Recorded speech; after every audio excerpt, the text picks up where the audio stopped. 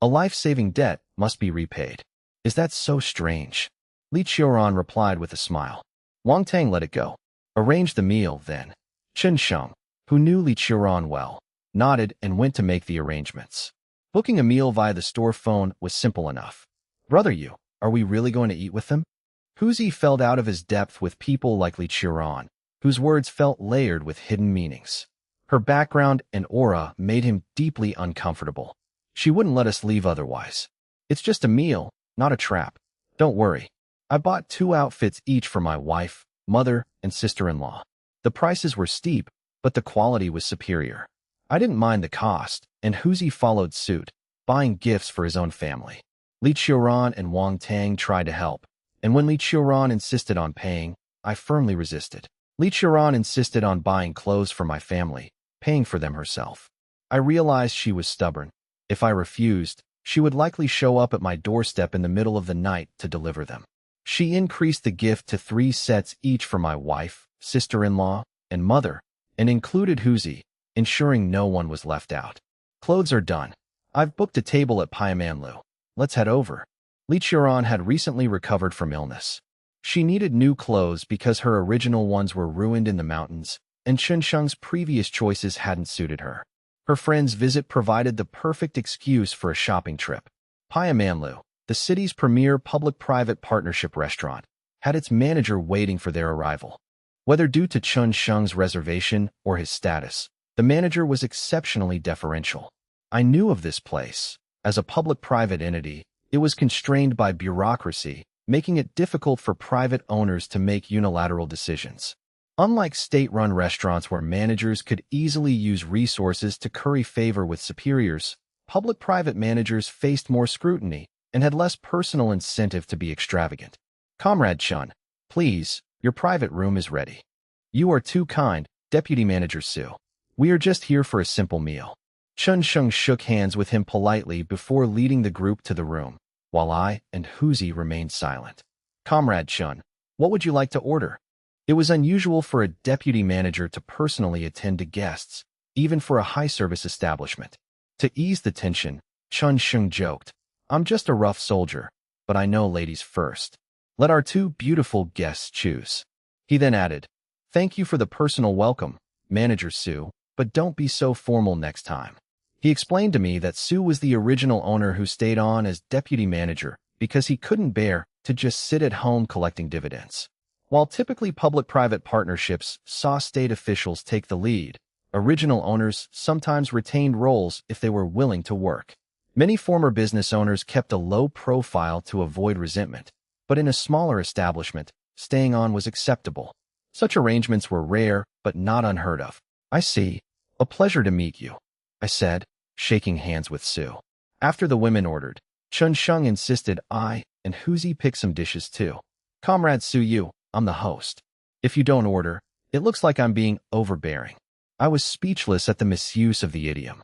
I and Huzi ordered a few dishes, not wanting to argue with Li Qiuran's wealth. The service was prompt, a hallmark of the restaurant's private sector influence compared to state-run eateries. As they ate, Huzi enjoyed the feast, having never experienced such high-quality food. Once they were nearly finished, Manager Su returned, prompting everyone to stand out of respect. Manager Su, is something the matter? Su presented a bottle of Matai, saying, Manager Fan heard you were here and sent this. He will come to toast you shortly. After Su left, I asked if Chen Sheng knew him well. Not really. I've just been here as an escort for my grandfather's guests. I understood. The restaurant staff didn't realize Li Qiuran's grandfather's granddaughter was present, or they would have been even more attentive. Anyone visiting the grandfather was a person of significant stature. With its state-owned background, the restaurant staff were well-versed in reading military insignia and status. Soon, Manager Fan arrived to toast them, and Chen Sheng accepted the gesture graciously. I was stunned to see that Manager Fan was the same man who had managed the state-run restaurant in their county. Fan had clearly moved up in the world. He recognized me, though he quickly masked his surprise. Little brother Su, long time no see. You two know each other? I replied, we are old acquaintances from back in the day. Fan played along, toasted everyone, and left. Once outside, Fan felt a cold sweat. He knew Qin Sheng's status and realized that anyone dining with him, especially me, was not to be trifled with. He regretted his past coldness toward me, hoping he hadn't caused offense. His position was precarious. One wrong move could ruin him, and Qin Sheng's circle had the power to end his career. This explained why a manager of a public-private restaurant would go to such lengths to toast them. As they left, Deputy Manager Su ran after them, breathless. "Comrade Su Yu, our manager asked me to give you this as a small token of his appreciation." I opened the package to find premium cigarettes, Zhonghua and Peony brands. These were high-value items, useful for social maneuvering and gift-giving. The total value was nearly 20 yuan, a month's salary for my father. I knew exactly what Fan was trying to do. "I can't accept this. Please, Deputy Manager Su, take these back." Deputy Manager Su, despite being a high-ranking official representing the organization, acted as a mere errand boy for Manager Fan. The restaurant was originally Su's property, now under public-private partnership. He had to defer to the organization's management decisions, losing his personal control over the business. While state integration of resources is necessary for national development and catching up with developed nations, it is understandable why private owners feel aggrieved. To avoid conflict, the state adopted a moderate approach. As long as these former owners don't interfere with management or cause trouble, they are permitted to retain honorary positions. Su's total subservience to Manager Fan was striking, suggesting he was a man who understood how to navigate the new political reality. He was a man who knew when to yield to the times. "I can't sue you." Manager Fan left and gave me strict instructions. "If I mess this up, I'll have no way to answer to him. Please, don't make it difficult for me." Su's earnest, pitiful act showed how effectively Manager Fan had already asserted his authority over the staff. "Fine. Thank Manager Fan for me later." I knew Fan was likely hiding to avoid the awkwardness of the gift exchange, using Su as a buffer to smooth our relationship. Fan's worldly, utilitarian nature wasn't necessarily a flaw. It was simply how the world worked. Fan's willingness to spend his own money to curry favor actually benefited me, allowing me to profit rather than just trading at market rates. In a society driven by connections, fairness is relative. Economic growth requires allowing some to prosper, first to eventually lift everyone up. Wealth gaps drive the division of labor. Someone must manage, while others provide services. Everyone is equal in dignity, regardless of their role. The world is complex, not black and white. Concepts like filial piety only exist because their opposites exist. Life is defined by these nuances. Chun Sheng stepped in to accept the cigarettes on my behalf, ending the standoff. I took them and departed, asking Chun to help me buy a gift for a future visit. Chun Sheng was surprised, questioning the necessity of a follow-up visit after the dinner debt was already settled. Chun felt they weren't in the same social circle, but he respected me for the rescue and was open to friendship. However, he worried that if Li Qiran returned to the countryside, her grandfather would be displeased. "It's different," Li Qiran insisted. "I met him, and it's only right to thank him properly."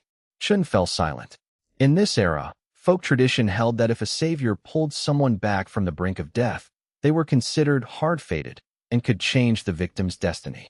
It was believed that a child falling into water or a well indicated a brush with the king of hell. The savior was someone strong enough to intervene. If I was a child of destiny, associating with me might bring good fortune to those around me. This karmic connection meant that by acknowledging the savior, the victim could secure their own fate. Whether true or not, the custom of recognizing a savior as a godparent was a way to honor the dead of life. Regardless of the superstition, a formal, sincere expression of gratitude was the correct social move. "Fine, I'll arrange it." Chin agreed, resigning himself to accompanying her. Meanwhile, I and Huzi arrived in town. I waited outside while Huzi sold our animal pelts to Fifth Master.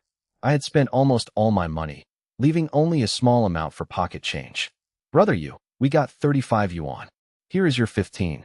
Most of the pelts were Huzi's, so his insistence on splitting the profit was a generous gesture. I tried to refuse, but Huzi insisted. I took the money and returned home, where Huang Sui greeted me, curious about my bags. "Clothes for you, mom, and sister-in-law. Go try them on." Sui was stunned by the quality and quantity of the gifts. I explained, "I only bought 2 sets. The rest were gifts from the girl I saved at Huangjia village. I recounted meeting her and Chinsheng in town, where they insisted on buying clothes for my family and treating them to a meal. City people have too many social tactics. I couldn't refuse without being rude, so I just accepted it. Sui teased me, asking why I hadn't bought anything for my younger sister and Yaya, predicting a headache for me later. I sighed. I could handle my brother, but my younger sister's pestering was a different matter. I'll buy them something else later to keep them quiet. Sui laughed, seeing her own childhood reflected in my helplessness toward my sister. You dare mock me?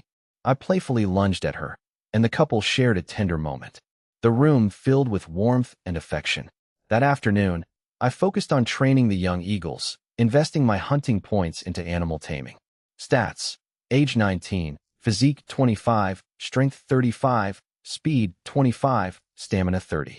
Space: 3 cubic meters. Skills: fishing 4-3, archery limit break 4-1, tracking 4-9, animal taming 4-5, Krav Maga 4-9, butchery 4-7, rock climbing 4-7, marksmanship 4-8, carpentry 4-5, parkour 4-7. Points: 0. The upgrade to animal taming 4-5 flooded my mind with new expertise, giving me more confidence in my training. I took my rifle, the 3 young eagles, and Heisey into the woods for practical training. I stayed away from the deep mountains, focusing on helping the animals find their roles in the environment. I allowed the animals to attempt the hunt first, only intervening with my rifle if they failed. I wasn't perfect. Blind shots into dense brush were mostly luck, and I missed often when prey escaped into cover. Overall, it was a success.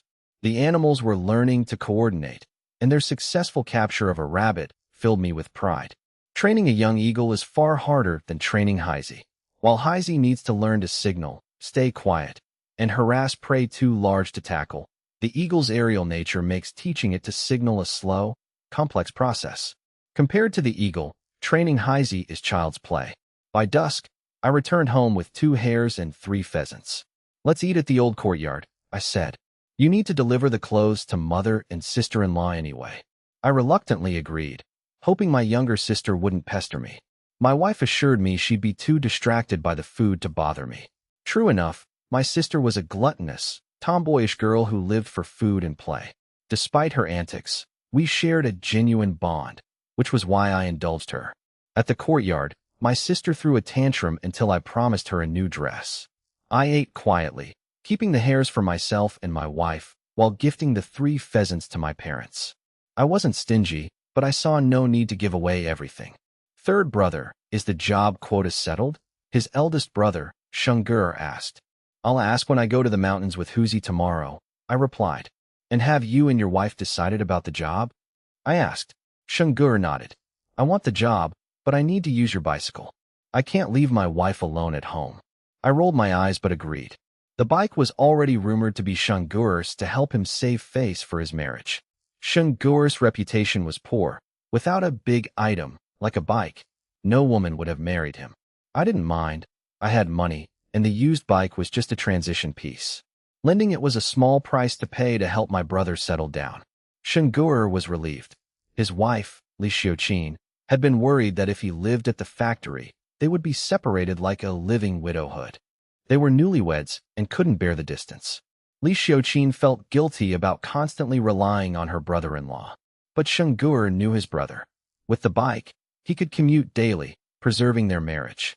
As long as I was around to look after the family, Li Xiuqin felt secure.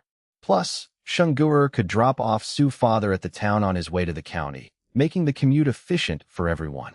After dinner, I and my wife returned home. At dawn, Huzi arrived. Without me, Huzi's hunting was a struggle, relying entirely on luck. He didn't even have a hunting dog to help. But with me, they always returned with a full haul. Ready to go, brother you? Huzi asked. Huzi was fully armed, even bringing his 2 shirbao. I took the gear, teasing him for his eagerness. Short on cash. I want a bike and a radio to look good when I find a wife, Huzi admitted.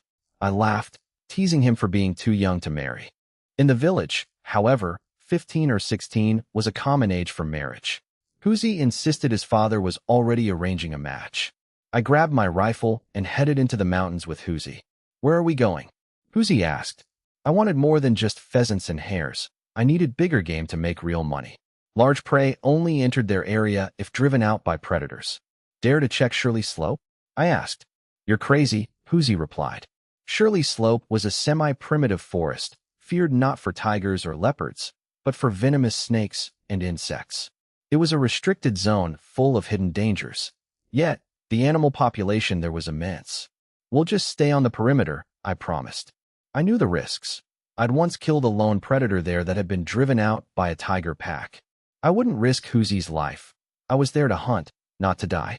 Hoosie agreed, realizing the perimeter was a prime spot for game fleeing the deep forest. It was a high-probability area for large prey. Fine, let's go. I need that radio, Hoosie said. He hoped to get lucky and find an injured beast. By the time they reached the creek at the perimeter, they had already bagged several small animals. How are we supposed to hunt with all this weight? Hoosie asked. They needed to cross the creek, and the heavy load was a hindrance. Hang them in a tree, I said. It was a standard practice. Few people came here, and only leopards could climb high enough to reach the cache. Tigers were too heavy to climb that high. They had 4 or 5 small animals each, plus an 80-pound deer and a rare wild goat. I jumped down from the tree after securing the haul. Light and ready to hunt, I said. Won't the blood attract predators? Hoosie worried. Predators had keen noses, especially near the deep forest. Unlikely. Leopards won't come if there are larger predators like tigers nearby, I explained. Leopards were skilled hunters, but notoriously cowardly. They often lost their kills to stronger predators, so they wouldn't risk a confrontation over a hanging cache. I wasn't worried about the leopard. If it dared to approach, I'd drop it with a single rifle shot upon my return. Stay behind that slope and cover me. Don't wander off. If we get a good catch, I'll make sure you're rewarded. Hoosie waved me off, insisting that providing cover was easy and he didn't need a share of the spoils. Just do as I say and get over there. The pair hid in the grass on a hillside. Nearby, a pheasant, its wing pierced by an arrow and its legs staked to the ground, struggled and bled. While Hoosie sensed nothing, I could smell the blood from dozens of meters away, knowing predators would be drawn to it. I chewed on a blade of grass, waiting idly alongside a similarly composed Hoosie. I avoided entering Shirley Slope itself, fearing the hidden dangers like venomous snakes and scorpions that even I couldn't easily navigate. Without thermal vision or X-ray sight, I couldn't spot threats lurking in the brush. By waiting on the periphery, I significantly reduced my own risk. Coo-coo. I mimicked a bird call. Hoosie immediately went prone, chambered his rifle, and scanned the surroundings. The call was my prearranged signal for danger. I didn't know what was coming, but I could smell a large predator approaching. The pheasant struggled frantically, sensing the encroaching threat but unable to escape its tether. A massive creature emerged, causing my heart to skip a beat. It was an adult black bear, standing taller than a man and weighing at least 600 pounds. Such a beast wouldn't die from a single shot unless hit in a vital spot. Its hide was tough enough to deflect pistol rounds. Only a high-powered rifle could penetrate it. Even a headshot was risky. Only a direct strike through the eye into the brain would guarantee an instant kill. I waited, focusing. I didn't want to shoot yet. I preferred the bear to come closer so I wouldn't have to haul it out of the dangerous Shirley Slope. Getting bitten by something venomous while retrieving the kill would be a disaster. Hoosie saw the bear too, but he didn't dare fire, fearing a non-lethal hit would trigger a deadly charge. I could climb a tree to escape, but Hoosie couldn't outrun the bear. Hoosie knew his limits. Hitting swans at 50 meters was one thing, but facing a bear was entirely different. Predators like bears and tigers often become more aggressive when wounded. The old saying, first the boar, second the bear, third the tiger, reminded them how dangerous these forest kings were. I signaled Hoosie with an okay gesture to stay calm and hold his fire. Hoosie, keeping his head down, signaled back that he understood. The bear, preferring live prey, finally moved toward the pheasant. I aimed my rifle at the bear's eye, calculating the angle needed for the bullet to penetrate the brain. Asterisk bang. Bang. Asterisk one shot hit the eye, and the second went into the bear's mouth as it roared. Don't move, it's not dead yet. I hadn't received the system notification for points, meaning the bear was still alive. Hoosie crawled over. Cover me, I said, approaching the beast with my rifle ready. As I reached the bear, The system confirmed the kill. Stats: Constitution 25, Strength 35, Speed 25, Stamina 30. Inventory: 3 cubic meters of space. Skills: Fishing 4-3, Archery, Break Limit 4-1, Tracking 4-9, Animal Taming 4-5, Krav Maga 4-9, Butchery 4-7, Rock Climbing 4-7, Marksmanship 4-8, Carpentry 4-5, Parkour 4-7. Skill points: 58. Including other small game, I had earned 58 points total. The bear alone accounted for over 20 points, a bountiful harvest. I hoisted the bear and pulled out a skinning knife. I wasn't after the hide, but the bear bile, a highly valuable commodity. I expertly opened the carcass and extracted the bile sac. It glowed with a golden hue, a premium gold bile. Huzi was thrilled. I asked, "This is a fine specimen. I'll handle it, all right." I felt it was only fair to ask, given they were hunting together. "Don't be silly, you killed it." I have no objections. While hunting bears was technically restricted, enforcement in the 70s was lax, though it remained a protected species. Laws existed, but they were rarely enforced, leading many hunters to kill without consequence. Let's pack up and head back to town to sell the catch this afternoon. Bear meat was a rare delicacy, and with future protection laws looming, it was highly sought after. I pretended to put the bile in my pocket, actually stashing it in my space. They gathered the remains and quietly returned to the creek. "Brother, you look." Huzi pointed to their pile of game. It had been disturbed. "Damn, we've been robbed." A leopard crouched on a tree branch 3 meters up, staring at them, ready to bolt. Heh, a thieving leopard, trying to steal from me. Leopards might be cowardly toward other predators, but they didn't necessarily fear humans. It had likely never seen a human before, and was wary, but not yet fleeing. "Huzi, it's yours." I set the bear down and raised my rifle, ready to provide backup if Huzi missed.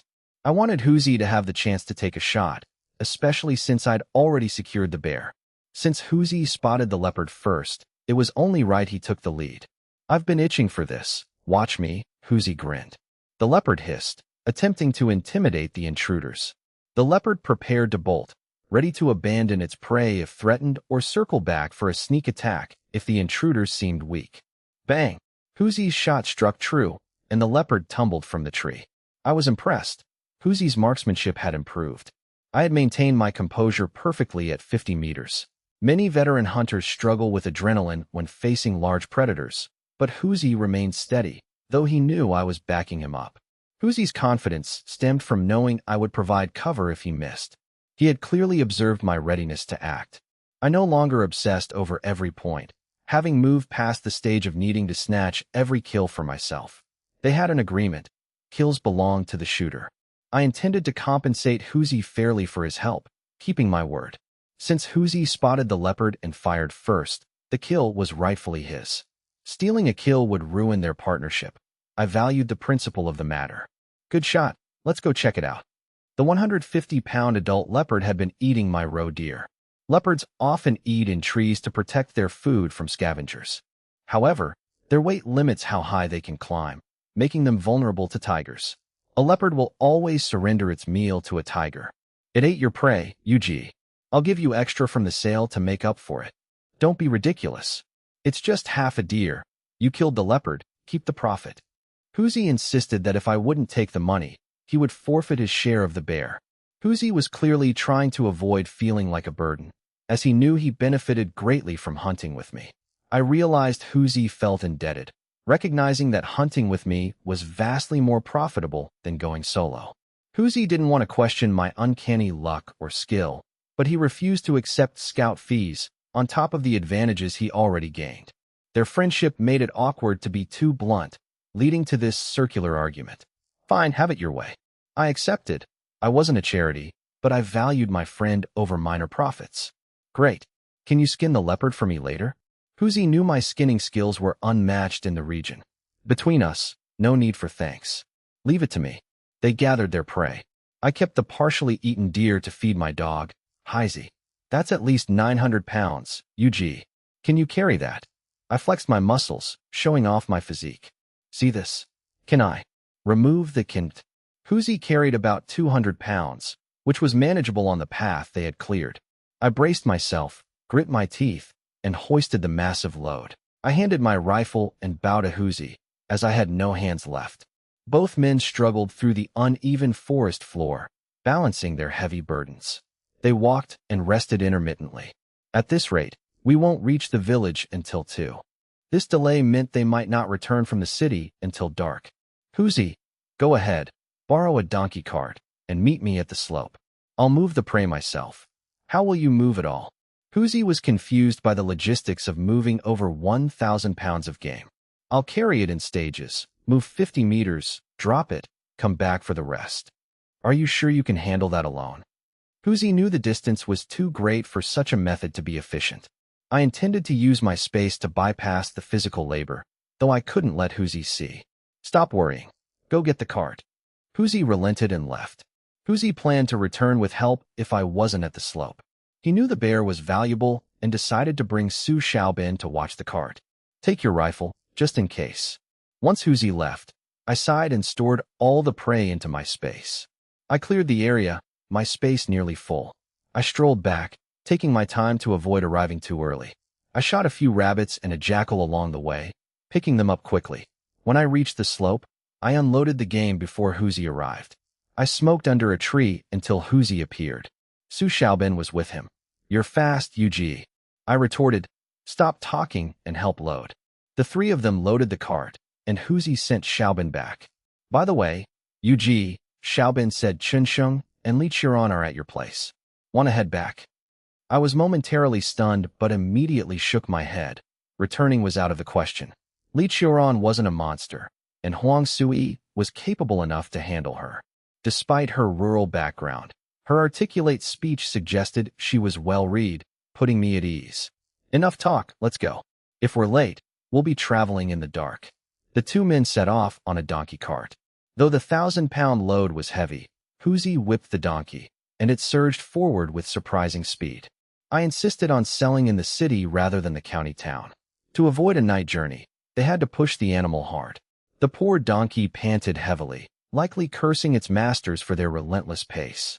Other brigades treated their livestock like treasures, but these 2 were mercilessly whipping its rear. The cart moved significantly faster than an ox cart, though it couldn't match a horse. At a pace rivaling a bicycle, the exhausted donkey finally hauled them into the city. Let's head to Pyamanlu first.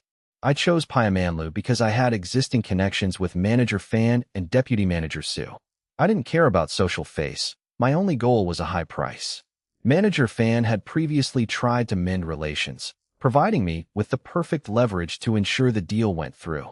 The staff recognized me immediately, recalling how Deputy Manager Su had personally entertained me and gifted me cigarettes. Oh, Comrade Suyu, what a rare guest. Are you here to grace us with your business? Manager Su knew I was a hunter but suspected I had ties to Qinsheng, making me someone worth maintaining a polite distance with. Su didn't want to offend me, but he wasn't about to grovel either. He chose to remain cautious and professional. He greeted me with a smile, keeping things polite while trying to gauge how a mere hunter could be connected to someone like Qinsheng. Qinsheng's status as a high-ranking guard was no secret to those in the know. Haha, Brother Su, you're too kind. I've brought some excellent goods. Shall we step outside to take a look? I gestured outside. Su followed, only to be confronted with a cart full of game meat. Though he had heard of my trade, the sheer volume of the haul surprised him. Su kept his distance, citing strict procurement channels and food safety concerns regarding the high-profile guests they served. I realized Su assumed I was just another peddler looking for a quick, overpriced sale. What a shame. I just hunted this black bear this morning. The blood is still fresh. I'll take it to another restaurant then. Manager Liu in the West District specifically asked for my stock, but I thought of you first. No matter, I'll head there now. As I prepared to leave, the mention of the bear caught Su's attention. Wait, did you say a black bear? Su looked at the cart and saw the massive, coveted bear paws. Wait, don't go yet. Su felt foolish for his hasty dismissal and regretted not looking closer before speaking. I feigned confusion, acting as if I didn't understand the sudden change in attitude. Su, a seasoned businessman, knew I was playing him, but he had no choice but to play along. He had to swallow his pride to secure the deal. Haha, Brother Su, don't be so hasty. I hadn't finished my sentence. You're a friend of manager Fan and an acquaintance of mine. How could I treat you like a stranger? Helping you is worth any scolding I might get. I value loyalty. Business has its ups and downs, but having friends is what matters. Since you thought of me first, I can't let you leave. Born before the founding of the nation, Sue operated with a mix of old-school street smarts and the belief that connections were everything. I inwardly scoffed at Sue's shamelessness, recognizing that such thick-skinned persistence was exactly what it took to succeed in business. I couldn't possibly let you get in trouble with manager Fan on my account. You're an elder. I'd feel terrible if you were scolded. It would be a blow to your reputation, and I just couldn't bear that. Huzi watched in silence as the two men engaged in a masterclass of psychological maneuvering. While not essential, the black bear was a rare, high-value ingredient that could serve as a signature dish. Unlike other game, bear meat, especially the paws, was universally recognized as a delicacy. Being purely wild, it carried an aura of exclusivity that would draw in wealthy patrons. It was a matter of prestige. Having such a rare item would solidify Payamanlu's reputation. It would set them apart from every other restaurant in the city for months to come. Seeing the opening, I decided to stop pushing, knowing I had already won the negotiation. Brother Sue, rest assured, if the meat is good, I'll give you a price that will satisfy you. I press my advantage, but I have other game too. If you only take the bear, I'll have to haul the rest away. Sue cursed internally, finding me to be an incredibly difficult negotiator. Their restaurant didn't typically need large quantities of other game, as they had their own signature menu. That was why Sue hadn't been interested initially. You can't replace a signature dish with wolf meat. But for the sake of the bear, he was willing to gamble. Don't worry, I'll take a look at the rest. We can host a wild game feast. If the quality is there, I'll take it all. Haha, wonderful. I knew I could count on you. I wouldn't find a better price anywhere else in the city. Sue gritted his teeth, realizing I had effectively cornered him into a full purchase. I noted the leopard. While its meat isn't a delicacy, its rarity makes it a perfect, high-priced gimmick for a one-time sale. Other game like wild goats, pheasants, rabbits, and jackals were plentiful and easy to offload. I'll take it all. Everything? Then let's be clear. I'm selling the bear and leopard meat. If you want the hides, that's a separate price. If you agree, I'll skin them outside. Friends are friends, but business is business, right, Brother Sue? Sue cursed silently, feeling completely outmaneuvered by my terms. Once agreed, I used my butchery skill to process the carcasses. The bear hide was too valuable to sell as mere meat. While I worked, Deputy Manager Sue slipped away, likely to report to Manager Fan. Soon, the portly Manager Fan arrived, hurrying over to meet them. Brother Sue, you should have told me you were coming. I'm sorry I couldn't host you properly last time. We must make up for it today. I shook hands with the overly enthusiastic Fan, playing along with the facade of a close friendship. Nonsense, Brother Fan, it's my honor. Let's skip the formalities. I need to finish this work first. I returned to skinning the bear while chatting with Fan. Fan noted that while the bear hide had no culinary use, it served as proof of authenticity to prevent customers from suspecting the meat was just pork. I won't let you lose out. I'll pay market price for both hides. How about that? Fan viewed the hides as one-time marketing props, essential for establishing the restaurant's credibility. I'm happy to sell to you. Whatever you say goes. My expert skinning technique impressed both managers, who watched in admiration. Get someone to weigh the bear. I left the bear paw skins intact, as I wasn't interested in performing extra labor for free. The bear was gutted and placed on the scale. Fan set the tone. Brother, this isn't a massive city. I can only sell a dish of bear meat for 20 yuan. Any higher, and people won't dare eat it. He explained that in the current climate, flaunting wealth or indulging in capitalist luxury was risky, so high prices were a deterrent. I can offer 8 yuan per caddy. I'm taking a risk here, so I need some margin for price fluctuations. Fan referenced the famous Moscow restaurant in Beijing, where the elite dined with silver cutlery, often stolen by patrons. Even there, a modest meal cost 7 or 8 yuan, while a proper banquet could run 20 or more. Very few people could afford to spend months of wages on a single meal. Given the limited spending power, 8 yuan per caddy was a fair price that allowed Fan a reasonable profit margin. Like high-end restaurants today, the price reflected the environment as much as the food. Haha, I wouldn't dream of making things difficult for you, brother fan. The bear weighed 600 caddies total. At 8 yuan per caddy, the payout was 4,800 yuan, including the organs. These other game animals are a mess to weigh individually. How about a flat rate of 8 mao per caddy? I agreed. While some animals were worth less, the flat rate averaged out well for the mixed lot. Agreed. The 300 caddies of game fetched 240 yuan, bringing the total for the bear, organs, and hides to a flat 5,000 yuan. The bear hide was valued at nearly 200 yuan, a standard market rate for such an item. Fan preferred buying the hides outright rather than asking to borrow them, which would have been awkward. I knew I could potentially squeeze out more elsewhere, but the effort wasn't worth it. 8 yuan per caddy was already a premium price. I'd be lucky to get 5 yuan elsewhere. Fan hadn't forced me to separate the bones or charge differently for the meat, so the deal was more than fair. The total is 5,240 yuan. Let's round it to 5,250. I suspected that 250, a slang insult, was intentional, but I took the money with a smile anyway. Next was Huzi's haul. 200 plus caddies, including a 150 caddy leopard and various small game. Fan offered a fair price for the leopard hide, which he could keep as a collector's item. The leopard hide sold for 350 yuan, while the meat went for 3 yuan per caddy. Leopard meat is sour and not particularly tasty, so the price was kept low to avoid public backlash. The total for Huzi was 800 yuan, with the small game calculated at 8 mao per caddy. While the small game price was low, the generous valuation of the leopard hide balanced the deal. Unlike the leopard hide, a bear head wouldn't pass as a collector's item in the 70s without raising suspicion. I realized that without my space, selling these items for higher prices would be legally risky. Hee. I knew I wouldn't lose out with you, brother you. Huzi was thrilled with his 850 yuan, a fortune that could last for years. Put it away, don't count it on the street. I warned him to be cautious. We had to travel through rural roads, and drawing attention was dangerous. Petty criminals were common, and in this era, they were nearly impossible to track down. They left the restaurant, declining Fan's invitation to stay for a meal. By buying everything at a high price, Fan had secured a business relationship based on mutual profit, which was the strongest bond in their world. Mutual benefit is the only reliable foundation for any relationship. Cooperation thrives on shared interests, while separation leaves both sides empty-handed.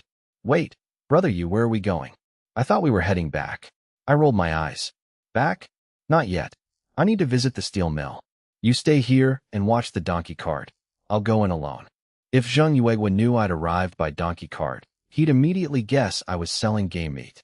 If the meat wasn't offered to him, it would be awkward. Zheng Yuegua was eager to maintain a good relationship with me, as the vice factory manager only recruited him because of my game meat supply. The job quota wasn't finalized yet. If Zheng lost the supply source now, he'd panic. I needed to wait until Zheng had the money and the transfer was set in stone before I could safely stop supplying him. At this critical juncture, I couldn't risk the vice factory manager pulling the quota. Huzi nodded, and we drove the cart to the destination. There's a tree by the wall blocking the view of the gate. Rest there and watch the cart. I walked toward the steel mill. The security guard on duty recognized me as an acquaintance of the chef, old woman Wu, and the procurement officer, Zheng Yuegua. Little comrade, you're back? Empty-handed this time. No game meat. Even the guard knew my business. Selling mountain goods was rare these days, as most people relied on commune work points to survive rather than hunting. Only I, with my space, found hunting more profitable than farming in these times of scarcity. Just passing by. I need to see Zheng Yuegua. Could you notify him? Despite the era's limitations, people were generally sincere and grounded, though malice existed too. Good and bad people exist in every age. Morality binds the honorable, but only law restrains the wicked. Sure, wait here. I'll go tell him. The guard entered the gatehouse, relayed the message, and went to find Zheng Yuegua. Telephones were reserved for emergencies. Routine notifications were handled by messengers. Soon, Zheng Yuegua came running, panting. Sorry for the wait, brother. I was tied up. Let me treat you to a meal later to make up for it. I had waited 10 minutes. I wasn't sure if Zheng was genuinely busy or just playing the role of a hospitable friend. It didn't matter. I was here for business. not social pleasantries. No worries, brother Zheng. You're a busy man. A few minutes is nothing. Haha, I knew you weren't petty. You said you were passing by? What's the rush? I paused, wondering if Zheng was playing dumb. Zheng realized his mistake, slapped his forehead, and apologized. My apologies. I've been so busy with my transfer paperwork that I forgot. You're here for the introduction letter, right? Look at me, so scatterbrained. I should have delivered it to your home. I saw through the flattery. I knew Zheng was only being this accommodating because I was currently valuable to his career. No trouble at all. Shall we find a spot to talk? Zheng nodded and led me to a small grove nearby. My paperwork is nearly done. If you need it, I can go get the introduction letter from the vice factory manager now. This was a veiled request for the money. Without the letter, the transfer, and the payment wouldn't happen. Zheng needed to ensure the money was coming, or he'd lose interest in the arrangement. I understood the subtext perfectly. Let's get it done now. I don't want any complications. I handed over 1,000 yuan. Brother Zheng, I'm young and don't know the rules. My elders insisted on paying half now and the rest upon successful hiring. I told them I trusted you, but they insisted on following protocol. I hope you understand. I wasn't a fool. I kept half the payment back as insurance. Of course, brother. Your elders are right. Rules are rules. I'll go get that letter for you right now. Zheng initially feigned refusal, but I insisted. Zheng took the money, having intended to get half up front anyway. I waited by the willow tree, smoking. About 15 minutes later, Zheng returned. Done. Here is the introduction letter. Bring the person over next time, and I'll personally escort them to the personnel department. The branch factory is near your town. Do you know the way, or should I show you? I had already researched the location. I didn't need a guide. No need, I've been there. I'll bring the person on the 1st of next month. Thanks for your help, brother Zheng. It's no trouble at all. Just bring them over then. Let me walk you out. Don't be a stranger. I declined. I didn't want to explain my presence at the gate. One lie often requires 10 more to cover it. Brother Zheng, you're too kind. If you walk me out, people might think you're slacking off. It'll look bad for you. Please, stay here. I successfully persuaded him to stay and left alone. I rounded the corner to find Huzi lying in the cart under the tree, chewing on a blade of grass and humming. Stop singing. Let's turn around and go. It'll be dark soon. Between the time saved by my space and the time lost chatting with Deputy Manager Su and the others, we would barely make it home by nightfall. Without my space, we would still be in the city haggling. I had saved nearly 2 hours in total. No rush, brother you. We've got nowhere to be. How did it go? Huzi knew the situation, so I didn't hide anything. It's settled. We just need to bring the person over at the start of next month. I produced the introduction letter from my space. Huzi took it. Just a piece of paper, and it costs 500 yuan. Incredible. I took the letter, smiling. This is a permanent position with a planned grain ration. It's a foothold in the county town, worth far more than 500 yuan. You wouldn't understand the hidden benefits. I kept the true value of the factory-allocated housing to myself. The two chatted until we reached Sanchuan just before dark. Brother you, I'll return the donkey cart to the village chief. You should head home. Chunsheng and Li Qiuran might still be there. Huzi left, satisfied with his 850 yuan earnings. He didn't envy my 5,250 yuan. He knew his place and was grateful for the opportunity. Greed would only ruin their brotherhood. He wasn't foolish enough to jeopardize his own gains. Watching Huzi leave, I reflected on our past life. Huzi had remained a loyal brother for years, which was why I cared for him so deeply now. Time often erodes such childhood bonds. In my previous life, I hadn't valued Huzi enough. It was only after hitting rock bottom that I realized what I had lost. This time, I treated Huzi like a brother. I didn't care if others thought me foolish. I was determined to change and rectify my past regrets. Shaking off these thoughts, I strode toward my home. You're back? Look who's here. Inside, I found Huang Sui sitting with a young girl in braids, Li Qiuran. I had already guessed they were there by the bicycles parked outside. The room held 4 people, Li Qiuran, Chun Sheng, Huang Sui, and my sister-in-law, Li Xiuqin. Huang Sui had invited Li Xiuqin to avoid gossip, as a new bride being alone with a man like Chun Sheng would surely invite rumors. Li Xiuqin was the perfect shield. Her husband, Sheng Gur, was not someone to be trifled with. Though Sheng Guer rarely fought anymore, his reputation remained formidable. Huang Sui also did this to put me at ease, knowing how possessive I was regarding her. With Li Xiuqin present, no one in the village would dare spread malicious gossip. I'm back. Chen Sheng, Li Qiuran, what brings you here? I feigned ignorance to avoid Li Qiuran's wrath for intentionally dodging her. We're here to thank you for saving my life. Chen and I have been waiting a long time. Are you always this busy? Li Qiuran asked directly. Li Qiuran voiced her curiosity openly. I laughed it off. I had business today. Don't just stand there, sit. Sui, go help your sister-in-law cook. Let's have our guests stay for dinner. Li Qiuran rolled her eyes, disappointed I wasn't offering lodging. I felt helpless. There was no appropriate sleeping arrangement for them. I couldn't force them to stay at the old courtyard, so I urged the women to start cooking.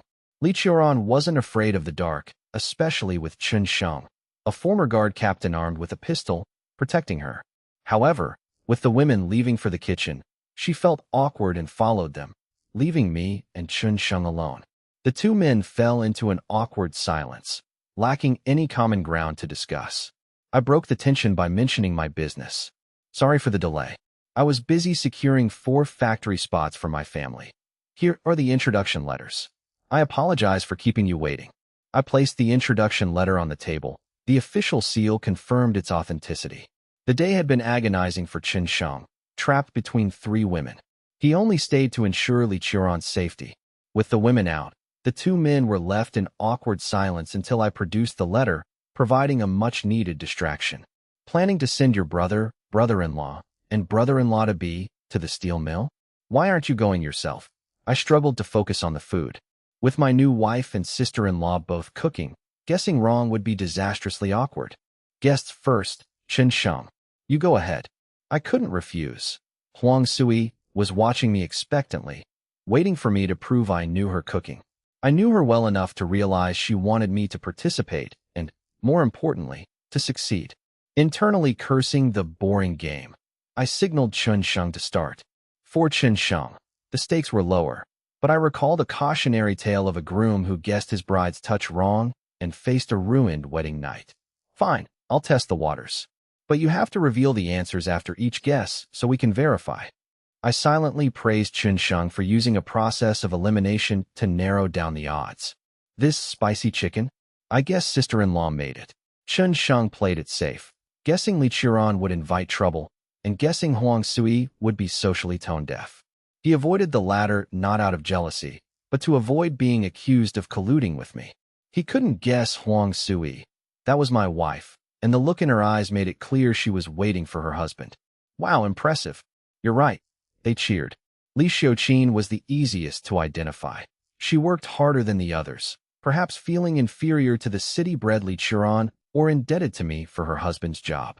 Like a rural visitor in a city home, she overcompensated with chores to avoid being looked down upon. Feeling she owed my family, Li Xiuqin had prepared half the dishes on the table. She watched the others with a smile, content in her role as the eldest sister-in-law, respected by all. All right, you got one right. Now it's your turn. I was annoyed by the game, but had to play along to appease the guest.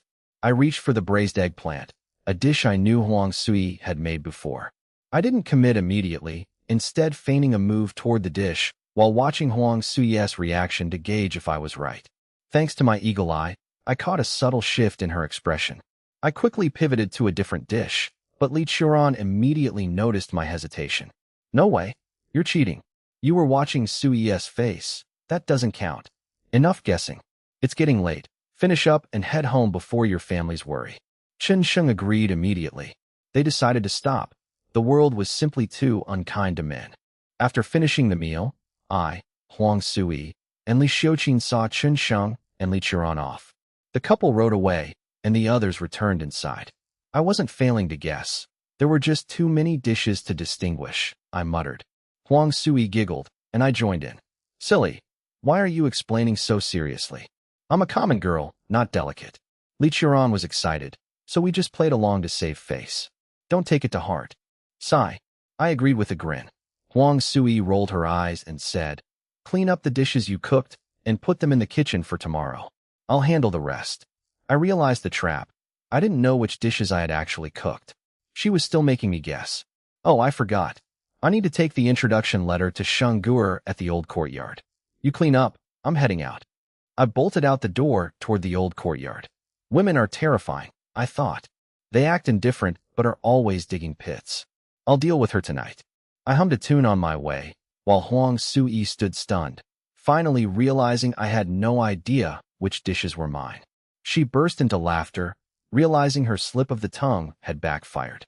At the old courtyard, I gave the introduction letter to Shungur. You start next month. You'll be working with my brother-in-law and his brothers. Keep your temper in check. I don't want to be caught in the middle of family feuds. I knew Shungur wasn't one to take insults, and workplace conflicts would only make life harder. Don't worry, I'm your brother. Besides, I can't beat your brothers-in-law anyway. I chuckled. Huang Shan and Huang Hai were indeed formidable men. I felt reassured, knowing Shungur had become much more low-key lately. All right, go discuss it with your wife. I left, planning to assert my authority at home later. The next morning, I met Huzi outside. Brother you, I'm going on a blind date and can't head into the forest. Take my two-sure bow. I don't know how to use it anyway. I accepted the bow and quiver. A blind date. Where is she from? Shawang village. Not far. I'll be back by afternoon. At 18, it was normal for Huzi to seek a partner. I patted his shoulder, wishing him luck. I recalled Huzi's past life, where he was constantly swindled by women. Without my guidance, Huzi had struggled, his sincerity wasted on the wrong people.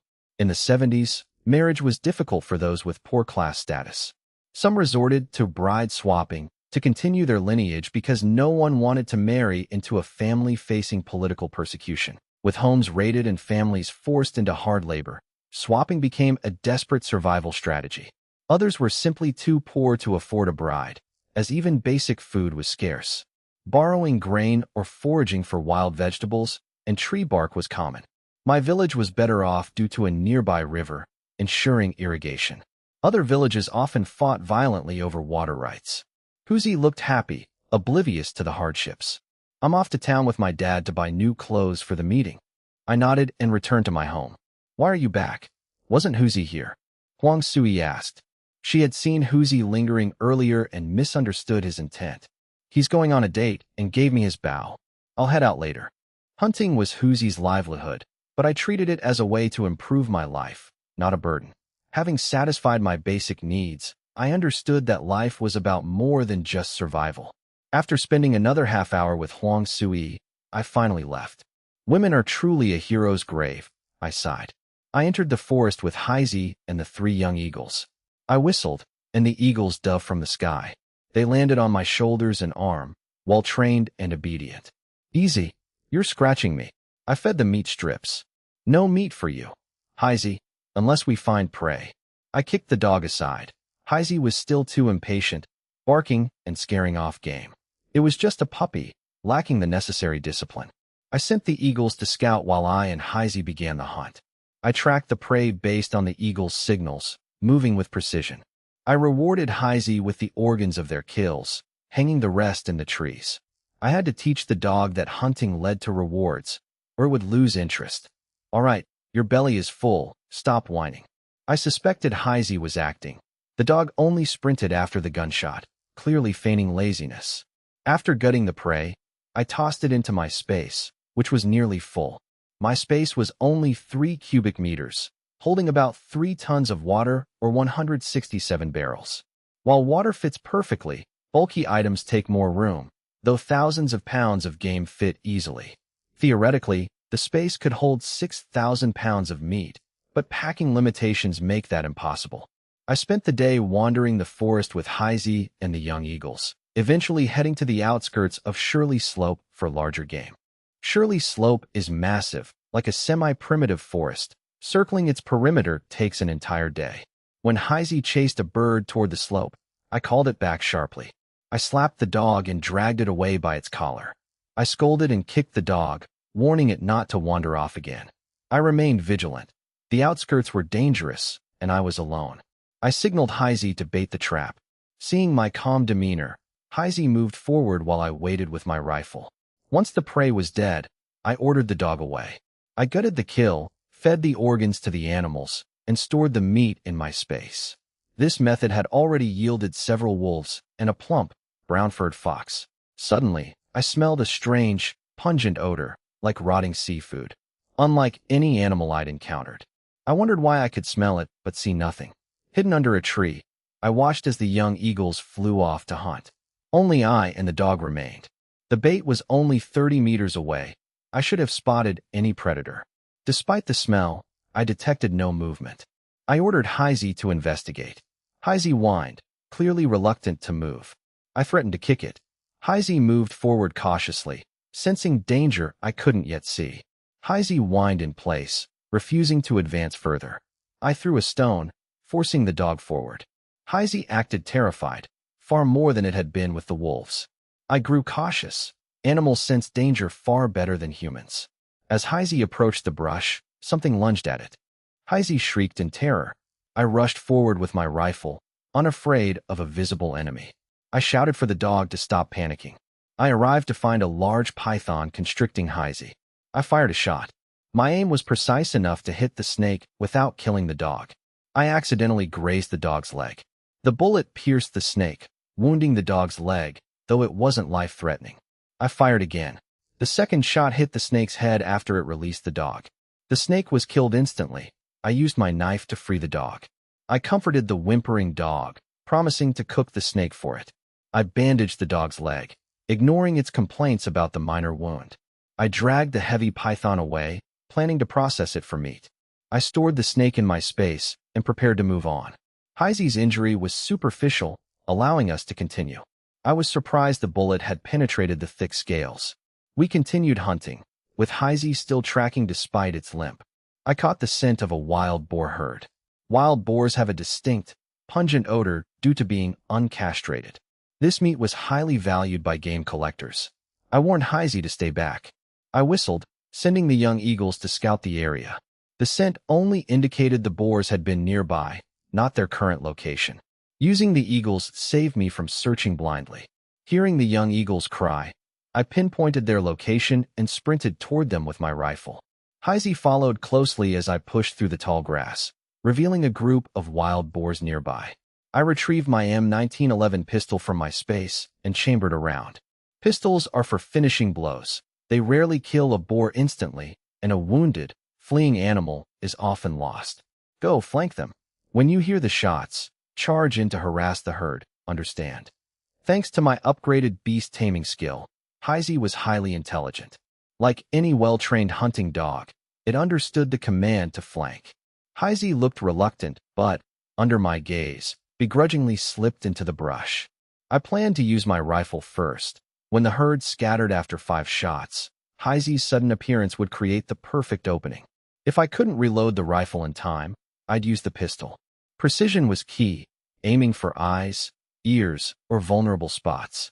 I couldn't pass up such a rare opportunity to hunt a group of medium-sized boars.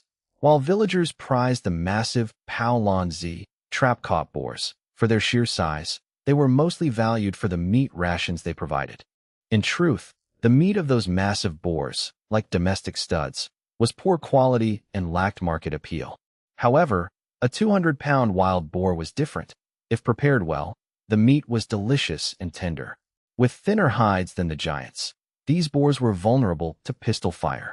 Bang, bang, bang, bang, bang. I fired 5 rapid shots, my technique flawless as I cycled the bolt and pulled the trigger in one fluid motion. Stowing the rifle, I drew my pistol and fired 7 more times. I killed 3 boars.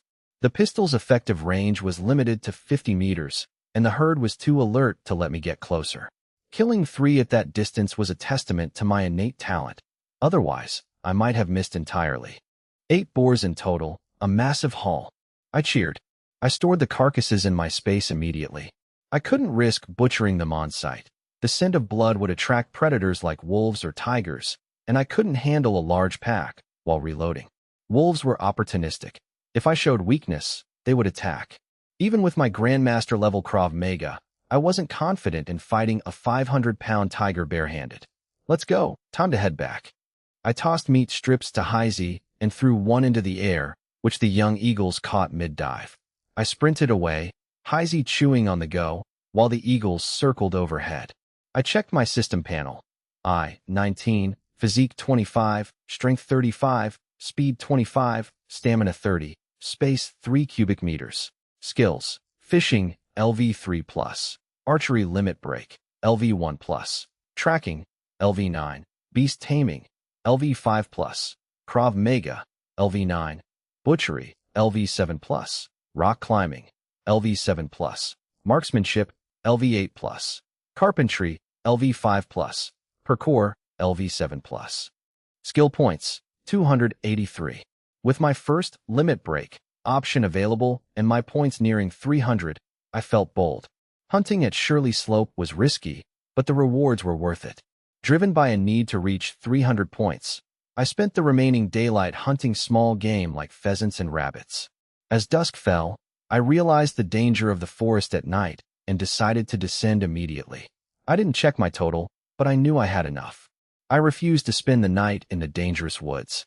I ran down the mountain, carrying only a few select items: a boar, 3 wolves, a fox, and some small game, to show the villagers, keeping the rest in my space.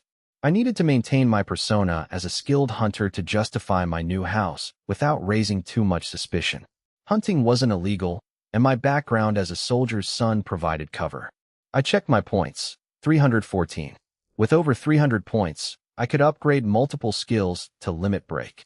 I wondered if the cost was always 100 points, as limit break seemed to transcend human capability. While Grandmaster level skills were achievable through hard work, limit break felt supernatural, like my archery gaining armor-piercing power. My arrows now flew in a straight line for 100 meters, defying standard ballistics, a power far beyond a mere pistol. I'm rich. I'll decide which skill to upgrade once I'm home. I arrived home to find Huang Sui waiting on a small stool. Bathed in the sunset, she tucked a stray hair behind her ear. Her serene smile washed away my exhaustion. Knowing someone was waiting for me made the long journey worth it. You're back? Why so late? I dropped the game and wiped my brow. Just chasing that silly dog. It wouldn't listen. Heisey, I asked, who are you waiting for? She replied, I'm waiting for sister-in-law to bring the shoe sole pattern. My heart sank. I sighed, deflated. I see. I'm going to wash up. Dinner is ready. Eat first. I'll wait a bit longer. Her words warmed my heart again, and I shook off my disappointment. Don't be dramatic, I muttered, kicking Heisey aside as I entered the house. The table was set with cabbage, radish, lettuce, and a mushroom egg soup, ingredients gathered by my family. They grew vegetables in the unused land around their house, a common practice that avoided scrutiny. It was a luxury, but I insisted they live well, promising to buy more if needed. Huang Sui entered with a paper shoe sole pattern, used for making traditional cloth shoes. Why bother with that? We can just buy Kiansengdi shoes, I asked. Making Kiansengdi was laborious, pasting layers of old cloth with flour paste to create a stiff, durable sole. The layers were then stitched together with an awl and needle, then bound with white cloth for a clean finish. It was a necessary skill for rural women of the era, as store-bought shoes were a luxury they couldn't afford. You don't understand. It's a way to pass the time. Besides field work, I have nothing to do. Stitching shoe soles with sister-in-law lets us chat and builds our bond. Oh, sister-in-law brought over some Artemisia bean paste. You should try it. It's her secret recipe. Artemisia bean paste uses soybeans and mugwort, a chrysanthemum family plant, for its detoxifying properties. Regional variations include salt, watermelon, ginger, and star anise. Rural families often use watermelon rinds instead of the pulp. Fermentation is tricky. If done incorrectly, it can be toxic. Not recommended for amateurs. All right, let's taste sister-in-law's secret recipe. I took a bite with a pancake. It was good, with a faint, pleasant herbal aroma from the mugwort. After dinner, they finished their chores and shared an intimate moment. I lit a cigarette, satisfied, as Huang Sui quickly fell asleep. I took pride in her exhaustion. It proved my prowess. Those who feign resistance are just playing games. A truly skilled partner would ask for a break or try to push you away. Anything else is just mediocre performance. I checked my system. With my level 9 tracking in martial arts and level 8 marksmanship, I had plenty of points to distribute. To trigger a limit break, I needed to invest at least 200 points into my top skills, with the remainder going toward marksmanship, animal taming, and parkour. I planned to balance my skills. Marksmanship, 8, animal taming, 5, and parkour, 7. I have to do this. Without a limit break, I'll never know what surprises await, and my other skills are too low-level to matter. System, add the points. My stats: age 19, physique 30, strength 50, speed 28, stamina 36, space 9 cubic meters. Special skills: photographic memory, superhuman strength. Skills: fishing, 3, archery limit break, 1, scouting limit break, 1, animal taming, 7, martial arts limit break, 1, dissection, 7, rock climbing, 7, marksmanship, 9, carpentry, 5, parkour, 8. Skill points: 0. I had gambled correctly. Spreading points would have only leveled up skills, but this path unlocked something greater. Each limit break expanded my system space by 3 cubic meters, totaling a 6 cubic meter increase. I gained 2 special skills: photographic memory, linked to scouting/tracking, and superhuman strength, linked to martial arts. Redundant, linked to martial arts/Krav Maga. Remaining points boosted animal taming, marksmanship, and parkour, with minor increases to my physical stats. My strength reached a staggering 50. I realized these special skills required active activation rather than being passive. They had limits, like physical exertion. Mental focus caused fatigue. I was stronger than average, but not supernatural. 50 times human strength is a massive advantage, but it must be grounded in reality to avoid being cultivation tier nonsense. Weight, memory is linked to spirit. So is superhuman strength linked to physique? Physique is the anchor. The system provides the leverage. Without the physical base, you can't hold the weight for long. Photographic memory was exhausting, like pulling an all-nighter, but the information was permanently etched into my mind. I must test my strength tomorrow to see if I can truly move mountains. The next day, Huang Sui left for the fields early. I slept in, still buzzing from the night before. I checked the system. It wasn't a dream. My stats held, and my fatigue from the previous night's reading was gone. Feeling refreshed, I counted my money. After selling game, I had 8,000 yuan, even after setting aside 1,000 for Zhengyu Kingdom. I was nearly a 10,000 yuan household, closer to the life I wanted. I left daily spending money with Huang Sui and kept the rest in my system space. My space had expanded to 9 cubic meters, noticeably larger. Theoretically, it could hold 18,000 caddies of game, though practical storage would be less due to irregular shapes.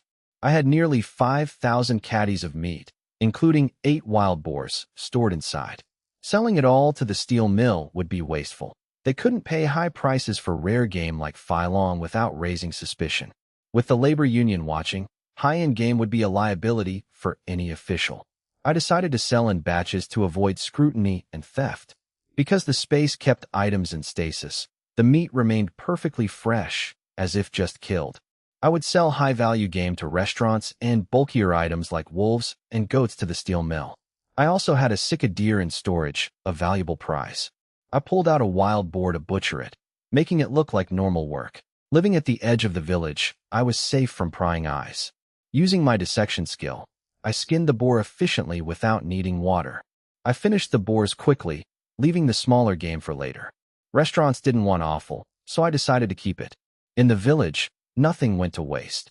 Even offal was a luxury for the poor. I distributed the fresh offal to the old courtyard, third uncle, and Huzi's home. If Huang Sui asked about the missing parts, I'd claim I had a secret hunter's cabin in the woods where I processed the game. I decided to store my other game in the wooden cabin to avoid attracting jealousy and the inevitable demand to surrender it to the collective. Huang Sui, knowing the village's history of seizing game, naturally sided with her husband. She had no intention of reporting their catch to the village party secretary, Su Daqiang. She trusted her husband. She didn't need to ask questions, and he didn't need to explain. I filled 2 basins with choice cuts, heart, liver, stomach, and 2 pounds of fatty meat, and headed toward the center of the village. I gave 1 basin to the village head, who often let me use the donkey cart and shielded me from gossip. The second basin went to Li Yukai, the village doctor. Though I needed nothing from him, Lee was easygoing, and the family often received free medical care from him. So the meet was a gesture of gratitude. Lee Yukai was a respected figure who frequently helped poor families with medical costs, rarely acting with the typical coldness of a businessman. "Uncle Yukai, I brought you something good," I said upon arrival. Lee teased me for leaving my wife, but happily accepted the game meat. In this simple era, sharing with neighbors was essential for building a support network for future needs. "You're being awfully kind," Lee remarked. "What do you want from me?" I ignored the comment and brought the meat inside. Lee served me water, then disappeared into the next room, leaving me confused as to why he wasn't hosting his guest. I stayed to chat, knowing that social bonds required more than just dropping off a gift. Lee soon returned, handing me a jar. "Drink this tonight. It'll make you feel vigorous, but don't overdo it, or you'll wear yourself out." I opened the jar to find wild ginseng and unknown herbs. It was medicinal wine. Why would the old man give me this? Then it hit me, the vigorous comment. I was speechless. "Uncle, I think there's a misunderstanding," I stammered. Lee waved me off. "Don't be shy. Your eldest uncle just left, so this half is yours." I didn't care about my uncle, but I was impressed by the genuine wild ginseng. I couldn't bring myself to return the precious, expensive tonic. I felt I had to clarify, fearing Lee would spread rumors about my performance to the village women. "Uncle, I really just wanted to give you some meat." Lee looked skeptical. "If it's a misunderstanding, give the wine back." I hid the jar behind my back. I wanted to try the tonic regardless of the awkward context. "I couldn't possibly refuse a gift from an elder," I replied. Lee understood the game, but knew the wine was gone for good. Lee smirked, and my face twitched in suppressed frustration. Lee interpreted my expression as embarrassment and decided to be generous, pitying the young couple's struggles. I realized the wine was a rare, high-value item that Lee had likely paid a high price for, making my basin of meat a bargain. I decided to stop worrying about the misunderstanding. The benefit outweighed the social cost. Lee thought he was being a supportive mentor, encouraging me to be open about my medical issues. Seeing Lee's shelf full of medical texts, I grabbed one, hoping to trigger a skill. Lee sighed, thinking the boy was desperate enough to study medicine himself. Lee disappeared again and returned with another jar of wine. "Stop reading, you won't learn it overnight. Take this extra jar. Come back if you need more." I was annoyed. Did the old man really think I was that incapable? Lee was a self-taught man of a turbulent era, and his skills were actually quite impressive for his circumstances. It was unfair to demand more from him. I accepted the wine with a grin, deciding to let Lee believe whatever he wanted. Explaining would be futile, and I wasn't about to let a physical exam prove my health. "Uncle, I actually want to learn to identify herbs so I don't miss valuable finds while hunting." Lee agreed. A hunter who knew foraging was a valuable asset. Hunters often roamed the mountains but lacked the knowledge to identify anything beyond ginseng. If I learned to identify herbs, I could bring them to Lee, creating a mutually beneficial arrangement. "A hunter who doesn't know herbs isn't a true mountain goer," Lee declared. He began digging through his collection to find study materials for me. He produced over a dozen books filled with detailed, sketch-like illustrations of various herbs. "Take these, study them, and come back to me with questions." Lee was motivated. If I could forage, Lee would save time and money, as he couldn't afford to buy herbs for the village's free care. He simply couldn't afford to pay out of pocket for everything. I returned home and used my photographic memory to absorb the books. I found that memorizing images was far less taxing than reading dense text. The descriptions were brief, making the process efficient, like running a light app versus a heavy game on a computer. I managed to memorize 3 books of illustrations before finally feeling the mental fatigue set in. I decided to take a break from studying to avoid burnout. I chose to test my superhuman strength ability to see if I could truly lift 5,000 gene. Lacking a tractor to test against, I headed into the mountains to find a massive boulder. Carrying my gun, I told others I was hunting, which raised no suspicions given my habit of hunting with Huzi. After crossing several peaks, I struggled to find a rock weighing anywhere near 5,000 gene. Sigh, I'll have to settle for what I can find. I located a boulder about a person's height, estimated to be a few thousand gene. Ensuring I was alone, I activated my ability. A surge of inexplicable rage welled up, and I felt infinite power flood my arms. Keeping my composure, I checked my surroundings again before grabbing the boulder. I slowly lifted the boulder, raising it until I held it high above my head. With a burst of effort, I hurled the rock nearly 10 meters, shocked by my own power. I dared not test my absolute limit, fearing that if the ability expired while holding the weight, I would be crushed to death. The distance I threw the rock confirmed that the 5,000 gene capacity was likely achievable. Incredible strength, but how do I test the limit? I spent 4 or 5 minutes tossing the rock back and forth until fatigue set in, stopping to avoid injury. Exhaustion hit me suddenly, forcing me to sit on the ground to recover. I had been cautious, avoiding holding the weight for too long to prevent a fatal accident. After resting for several minutes, I regained my strength and headed down the mountain, bagging 2 wild rabbits on the way. Back home, I resumed my studies. Using my photographic memory, I memorized half the herbal illustrations in the books by focusing only on appearance, name, and function. The books were primarily identification guides rather than medical texts, focusing on distinguishing similar-looking plants. While the sketches made identification tricky, I could grasp the basics. That afternoon, I went to the city to deliver game to Zhang Yuegua to maintain our relationship. I arrived at the steel mill's finance department. Sorry for the trouble, Brother Zhang. I'll bring better game next time. Just don't bring this low-quality stuff again, or my boss will chew me out. I had sold him lower-value items like wild wolves, dogs, and old wild boars. Even common game was usually highly sought after, but the steel mill staff had become picky. I realized they were spoiled. If they wanted better, they would have to pay more. I refused to sell premium game like roe deer or venison at low prices. I sold 1,500 gene of mixed-quality meat to the mill at market price, roughly 0.68 yuan per gene. The only advantage was the speed of the sale, but since other factories could offer the same, the mill had no monopoly. With my reputation growing through Wei Huaida's word of mouth, other factories were now aware of the young hunter. I avoided direct competition by keeping the steel mill as my primary contact for now.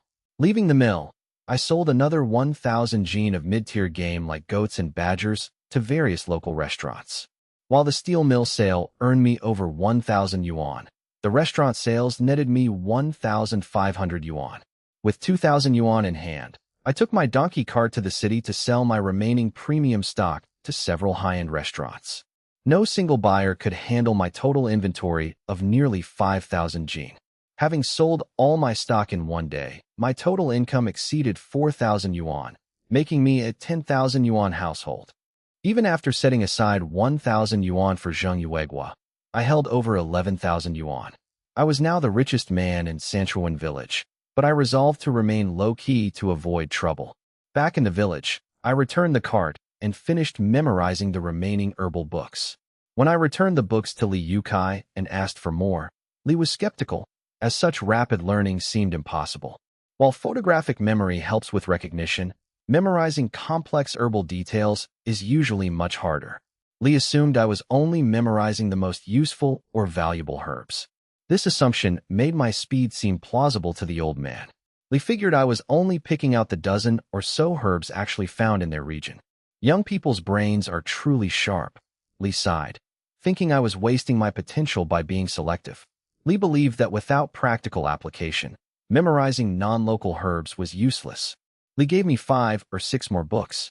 Take these, you should gain something from them. I accepted them, though I knew I wouldn't gain any skills yet, as I lacked practical experience in medicine. The books were merely introductory, teaching identification rather than complex formulas or dosages. Without understanding how to combine herbs, I was simply expanding my knowledge base, not yet practicing medicine. Come eat. I made your favorite spicy rabbit. Why are you reading medical books? Is old man Li taking you on as an apprentice? Huang Sui teased, setting out chopsticks for me. I climbed down and took a bite of rabbit. He's a traditional practitioner. He wouldn't easily take me on. I could borrow books, though. Li Yukai wasn't stingy with knowledge, but his ancestral formulas, the result of generations of trial and error, were his livelihood and strictly guarded. Knowing a herb's function isn't the same as knowing how to use it. Just as knowing cabbage is for cooking doesn't make one a master chef. Traditional Chinese medicine relies on experience. Apprenticeships take decades. One can't claim to be a doctor just by memorizing herb names.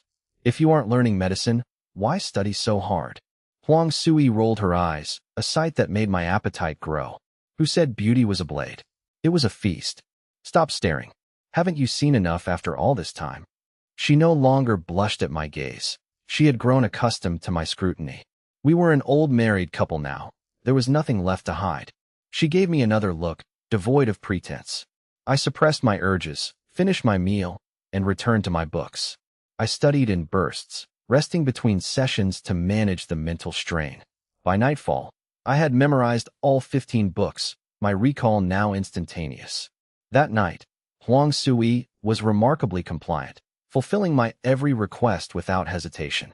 She had evolved from a shy bride to a partner who anticipated my needs with silent, seamless synergy. Her enthusiasm had finally prompted me to try the medicinal wine Li Yukai had given me. Awkwardly, I poured a glass early that morning, only to be spotted by Li Yukai, who had wandered over. I realized the misunderstanding. The wine wasn't a stimulant, but a tonic for general vitality. It was meant to nourish, not merely to exhaust my reserves. Li Yukai had actually come to check if I was genuinely studying or just mocking him. Seeing me drinking the tonic at dawn, Li Yukai assumed the worst. Had the boy's needs become that desperate? I read the old man's expression but didn't bother explaining, simply inviting him in. Cough, just eating? Where's Sui? I chewed my rabbit calmly, helping my mother in the fields. I eat whenever I wake up. Li Yukai sighed with envy, declining my offer of food. I've eaten. I just came to see if you had any questions about the herbs. I rolled my eyes at the old man's shamelessness. I'll borrow more books later. Good for learning how to bandage wounds. Li Yukai agreed, dismissing the comment as casual talk. After testing my knowledge and finding me surprisingly sharp, Li Yukai lamented, "It's a waste for you to be a hunter. You should practice medicine." I thought, "You're just a barefoot doctor without a degree. What's the point?"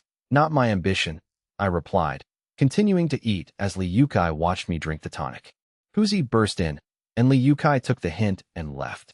Coming over at dawn, "What's up?" I asked. Huzi replied, "It's nearly 10.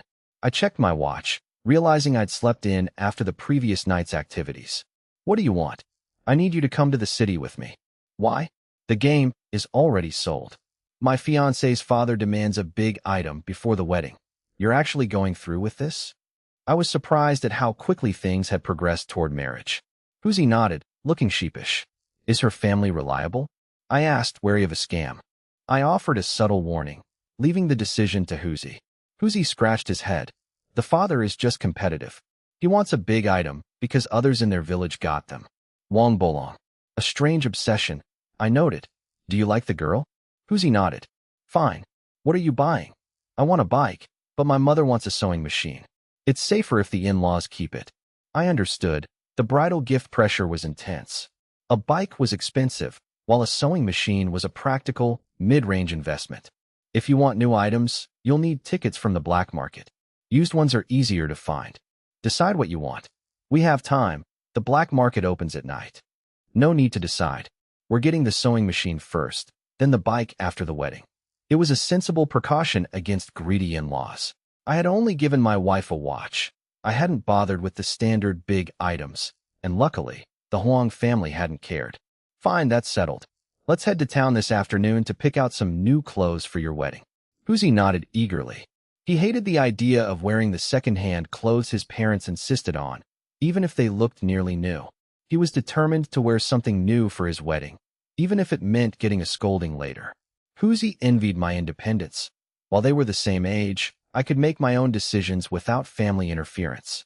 I had handled my own marriage arrangements, even buying watches for myself and my wife, a luxury few in Sanchuan or even among the educated youth possessed. Huzi felt like a controlled middle schooler compared to me, who commanded my own life. Little did he know, I envied Huzi's stable family life. Without my constant financial support, my own family would have fallen apart. In my previous life, my family had struggled, forcing me to leave the village to survive. "What's her name? Have you talked? Is she actually willing to marry you?" I asked, wary of the era's common, arranged tragedies where parents forced children into loveless marriages for money. The era was shifting, The old ways of parental control were clashing with the rising tide of free love. This transition was inevitable, and those resisting the progress of the times would be left behind. She thinks I'm honest and reliable, so she seems happy enough, Huzi replied with a grin. I hoped my presence had changed Huzi's fate for the better, ensuring him a happy life. With time to spare, they decided to hunt before heading to town, hoping for more than just a few rabbits. Huzi wanted to earn his own money for the clothes rather than relying on me, despite knowing I would gladly pay. They grabbed their bows and rifle, left a note for Huang Sui, and headed into the mountains. Since Huang Sui was well-educated, I knew she wouldn't worry unnecessarily. Huzi stuck close to me, relying on my expert tracking skills rather than the dog or the eagles. I whistled, sending the 3 young eagles into the sky to scout, leaving Huzi in awe. Huzi had seen me train Huzi, but the eagles were a shock. He hadn't realized my library research had actually yielded such results. Brother, you're incredible. The eagles' precise movements proved they were genuine hunting assets, not just for show. Haha, if you put in the effort, you could do it too, I laughed. While I hadn't actually spent much time training them, it was true that such skills were attainable with dedication. Many hunters in the surrounding villages, like those who organized the dole hunts or trap sweeps, possessed such specialized knowledge. If Huzi were willing to pay for instruction, he could easily find a master to teach him, as the old trade secret mentality was slowly fading. Times have changed. Hunting is no longer the only path, making the craft less lucrative. I don't have your discipline, Suyu. I couldn't keep that up for days. Huzi wondered if I had secretly trained the young eagles to make them so obedient. A sharp cry pierced the sky. The sound was crisp and clear, echoing across the heavens. What kind of eagle is that? Huzi asked. I realized I didn't actually know. We only have Besra, gerfalcon, and owl here. It's not an owl, so it must be one of the others. While other species exist, the local environment favors these 3. Encountering anything else is highly improbable. It's not a Besra. These 3 are already too large for that. Huzi recalled his grandfather's hunting tales, knowing enough to identify the size and type of raptors. They locked eyes and whispered, Gerfalcon? Could it really be 3 gerfalcons? I hadn't cared about the breed until Huzi brought it up. I'm not sure. No one in the village keeps them. I'll ask around later. Gerfalcons are noble raptors, famous for their ability to hunt prey like swans, which weigh 25 pounds, despite the falcon weighing only 4. Their ability to hunt prey far larger than themselves made them favorites of ancient emperors. Their status as imperial tribute cemented their reputation, setting them apart from other raptors. Let's keep this to ourselves. It's better if word doesn't spread. I feared attracting trouble from local thugs or remnants of the old elite who might covet such birds. In this era, money can still corrupt, and those with wealth might try to seize the birds to flaunt their status. Desperation drives people to extremes. When survival is at stake, people will do anything for money. I wasn't afraid, but I wanted to avoid unnecessary conflict. As long as the secret stayed in the village, I was safe. I only worried about city dwellers looking to cause trouble for a villager. Seeing the 3 eagles circling above, I realized they had spotted prey. Let's go. Dismissing the breed, I grabbed my rifle and headed out, warning Huzi to keep quiet. Huzi followed close behind.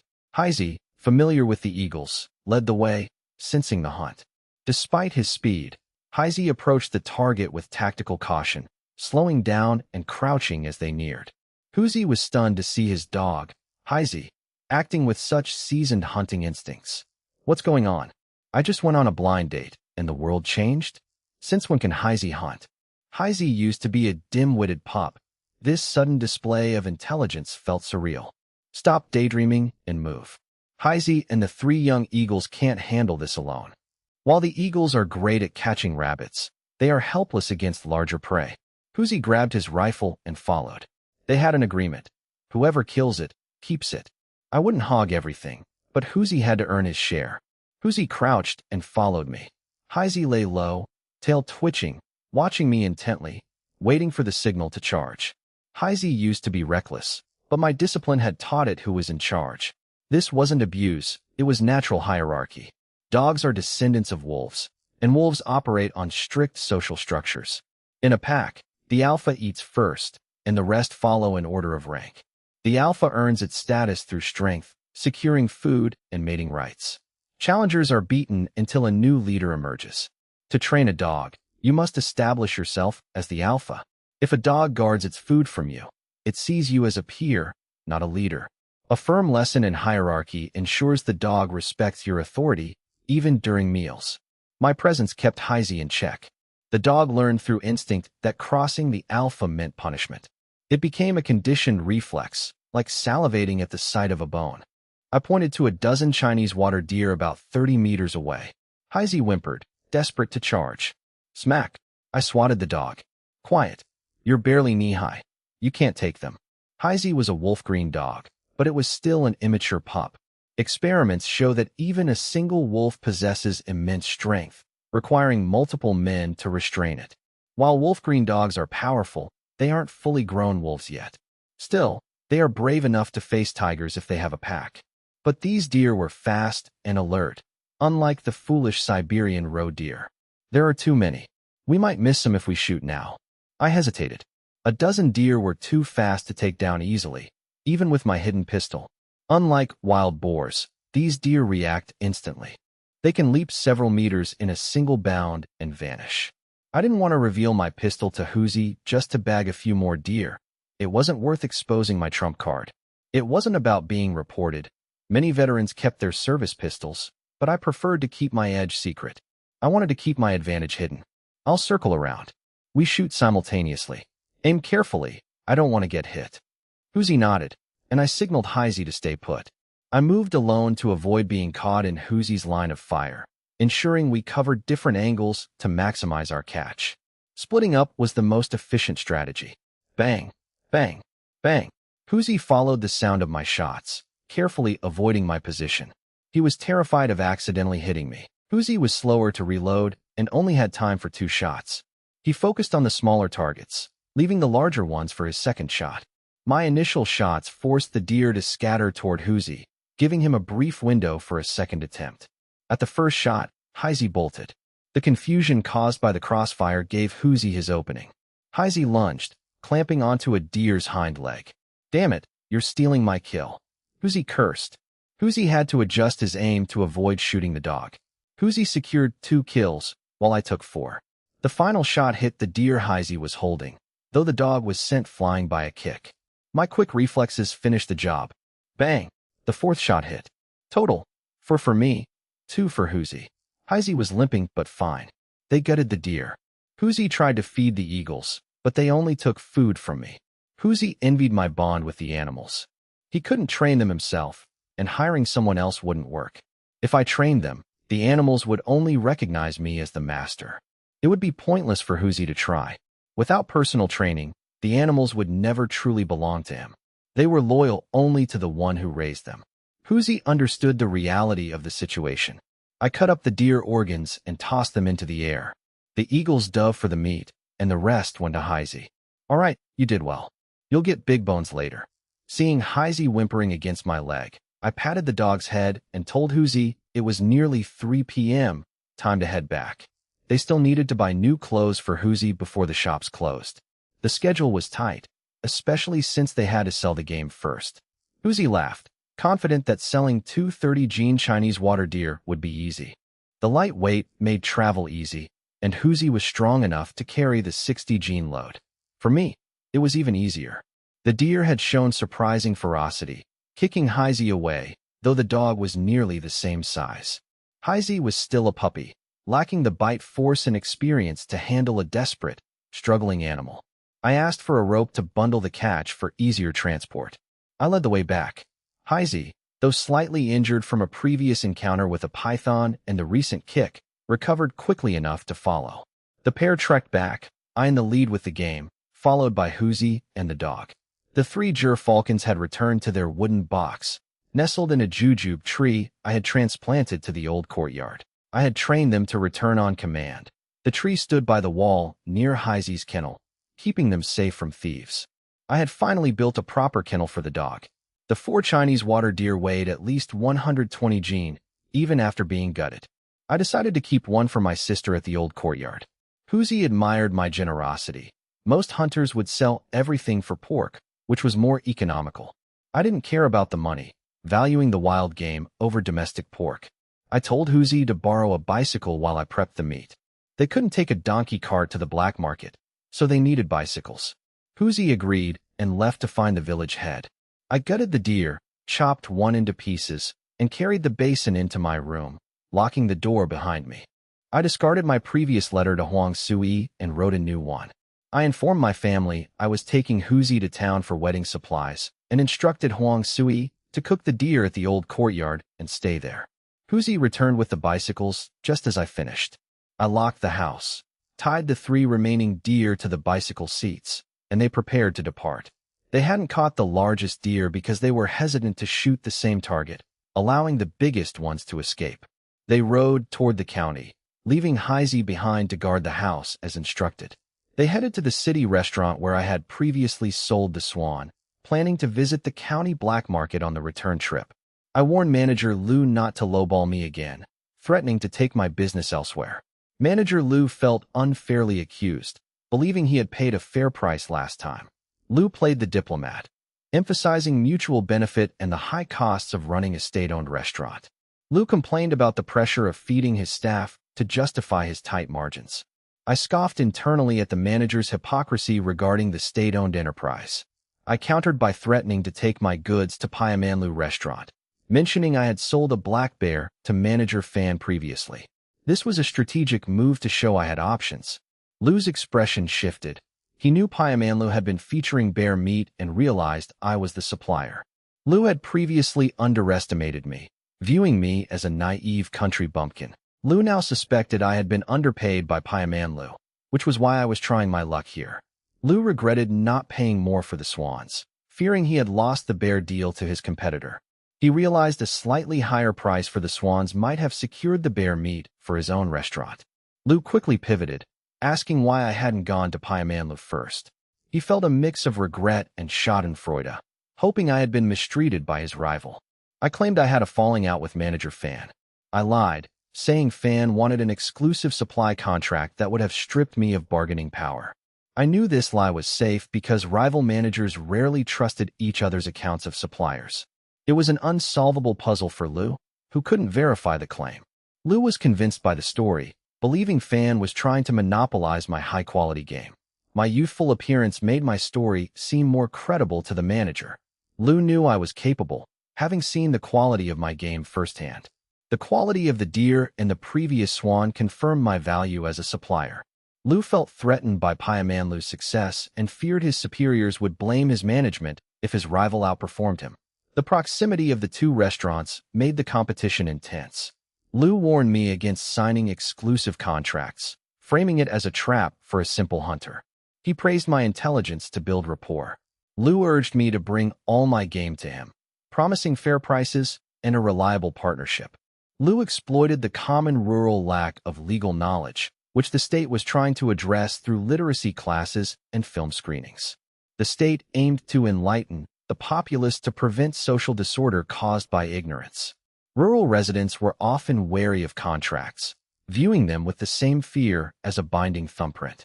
Lu used this fear to manipulate me, scaring me away from competitors while positioning himself as the only trustworthy buyer. Having lived 2 lifetimes, I found it tiresome to feign innocence. Seeing my hesitation, manager Lu played his trump card. "Don't worry, I'll give you a fair price. 1.5 yuan per gene for these deer. How's that? You won't find a better offer anywhere else." The deer were small, weighing 30 to 40 gene each, and once dressed, there wasn't much meat left. However, in rural areas, fish and game are weighed whole before cleaning. If one were to scale, gut, and fillet them first, the price would naturally be higher. Selling whole is standard practice for hunters. I knew 1.5 yuan per gene was a generous price, as I had sold deer before. Haha deal. Many thanks for the favor, brother Lu. They weighed the catch. My haul was 100 gene, and Huzi's was over 60 gene. That meant 150 yuan for me and 90 for Huzi, a tidy profit. I had originally hunted 4 deer, but kept 1, leaving 3 totaling 100 gene. Brother Lu, no need to see us out. Farewell. Huzi and I took our bikes and left. Huzi had witnessed the whole thing and knew I was lying about their exclusive supplier status with manager Fan. Huzi had been anxious, terrified the lie would be exposed. Once they were clear of the restaurant, Huzi let out a long breath. Brother, you scared me. What if he'd called manager Fan to check? You're too timid. Even if we ran into Fan, so what? I didn't force a high price. Whether we are partners with Piaman Lu is irrelevant. Lu offered the price himself. And even if caught, it's just bragging, not fraud. We were just chatting, not negotiating. Huzi realized that since no price had been discussed prior to the chat, the logic held up. I'm impressed, but doesn't it feel wrong? I understood Huzi's unease. He was simply too honest for the cutthroat business world. It was a lack of experience. In the real world, such tactics were trivial. People make their own choices, like those who take out predatory loans. The salesman just provides the option. Huzi saw it as leading people into a trap, whereas I saw it as personal responsibility. Sometimes an extra choice is a temptation, but the burden remains with the individual. Listen, don't ever go into sales. It's not for you. Huzi judged things by simple morality, ignoring that adults must own their own decisions. Let's go. We're almost at the mall. Decided on your clothes yet? Huzi, being simple-minded, didn't dwell on the sales comment. With 90 yuan, I can pick whatever I want, right? I was speechless at his bravado. In this era, 90 yuan was plenty for a decent outfit. They parked their bikes with a paid attendant, receiving a split playing card as a claim ticket. The fee was 5 cents, the price of a pack of cheap cigarettes. Let's head to the men's section. Though men's section wasn't a formal term yet, Huzi understood the intent. They avoided the high-end stores requiring foreign currency and stuck to a domestic shop. The store was filled with a variety of local goods. I helped Huzi pick out a formal mouse suit and a black suit. They bought a full set, including genuine leather shoes and a belt. That's 45 for the suit, 35 for the shoes. Use the last 10 for the belt. I made the decision for him, ensuring he got quality gear. Great. I'm broke again, Huzi grumbled. Mission accomplished. Did you bring the money your dad gave you? That money was strictly for the sewing machine in the black market. If he spent that, he'd be in serious trouble at home. Don't worry, I sewed it into my clothes. Pickpockets were rampant, and I knew the city was no safer than the county. Good. Let's grab a bite before we head out this evening. They bought a scarf and hat, retrieved their bikes, and left. Brother, what time will we reach the county? Without the game, we'll be there in 40 minutes. In a rush? Not really, but I need to use the bathroom. Damn it. Why didn't you go at the mall? We don't have paper. It was April, and finding suitable leaves was difficult. I had supplies in my space, but I couldn't explain them away. Should I find you a stick to scrape with? Experience how they did it in the Qin dynasty. Huzi urged me to ride faster, desperate to reach the county town to find a restroom. I pedaled hard, covering the 40-minute journey in just 15 minutes. The ride was bumpy, and Huzi barely held on until they reached a wonton shop and bolted inside. Huzi loudly demanded the location of the restroom, drawing stares from everyone. I, embarrassed, pretended not to know him. I ordered 2 bowls of wontons to appease the owner and asked if my friend could use the facilities. By ordering food, I ensured the owner wouldn't be offended by their request. The owner agreed and sent an employee, Xiaoli, to guide Huzi. I provided toilet paper, and Huzi rushed off. I ordered wontons, fried dough sticks, egg drop soup, and radish pickles. Huzi returned only after the food was served, drawing more attention. Huzi noticed the stares and asked why everyone was looking at him. I thought to myself that Huzi was lucky people were currently simple-minded. In the future, such behavior would get him kicked out. I lied, claiming they were just envious of his loud voice. Huzi didn't believe him but didn't care, focusing on his meal. They were less frantic than their first visit, though Huzi still enjoyed the refined flour. After eating, I suggested they visit the library until evening. Huzi, having a junior high education, could read, though he disliked it. Reading was a chore for him. I enticed him by mentioning the library had Lianhuanhua picture books. I also pointed out that staying outside in April meant being eaten by mosquitoes. Huzi agreed, and they headed to the library after I returned my previous books. I studied traditional Chinese medicine, TCM, and acupuncture, while Huzi read martial arts novels. I used my photographic memory for half an hour, then switched to novels to rest my mind. I cycled between medical texts and novels to pass the time. My erratic behavior caught the attention of the librarian and other patrons. To others, my study habits seemed inconsistent. The librarian approached, asking if I was struggling with the books. He assumed I was switching topics to clear my head. I explained I was using the switching method to reinforce my memory. The explanation sounded perfectly logical. The librarian praised the technique. Nearby students overheard and were intrigued. They decided to mimic my method to improve their own revision. Soon, the tables were full of students alternating between textbooks and leisure books. They admired my clever approach to studying. Huzi remained oblivious, engrossed in his book. I continued my routine, unbothered by the library's shift. I finished 2 medical books. These books were more complex than my previous materials, covering basic TCM theory and pharmacology. I told Huzi it was time to leave and offered to let him borrow books using my card. Huzi eagerly picked a dozen martial arts novels, confident in my funds. I confirmed the selection. I also borrowed a dozen medical books and a copy of Ziji Tongjian. I asked the librarian to tally the cost. Despite the late hour, the librarian processed the request for a 10 yuan deposit. They secured the books to their bikes and headed for the black market. Huzi asked if I had a flashlight. My bag looked full, so Huzi assumed I did. I actually had one in my space. I confirmed I had one. They reached the black market entrance and found a sheltered spot. Huzi volunteered to guard the bikes, fearing they couldn't escape if public security arrived. It was a sensible precaution. I was surprised by Huzi's initiative. I asked if Huzi wanted to pick out his own sewing machine. Huzi declined, trusting my judgment. I would have refused anyone else. The black market was risky, and getting caught meant trouble. But Huzi was simple-minded, so I accepted the responsibility. I told Huzi to stay alert, masked up, paid the entry fee, and entered. The guard let me pass without further questioning. The guards whispered about how familiar my figure looked. The leader dismissed it, noting that everyone in the black market looked the same when masked. They laughed and moved on. I slipped into the black market, not just for Huzi, but to buy cheap grain at a few cents per caddy. Shortly after, I made several trips through the alleys with grain sellers. I then bought a sewing machine ticket before planning my departure. My repeated trips with grain sellers drew attention. Everyone knew exactly what I was doing. I remained empty-handed, which unsettled onlookers. Since the sellers never returned after leaving with me, they assumed I had a hidden team moving the grain. They speculated I was purchasing in bulk for my entire village. While the black market is illegal, impoverished villages often struggle to feed residents and educated youth, forcing village heads to take risks to prevent starvation.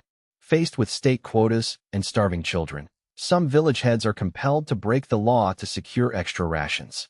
Village heads are usually elected by large, multi-generational clans who share common ancestors and maintain tight-knit, exclusive ties.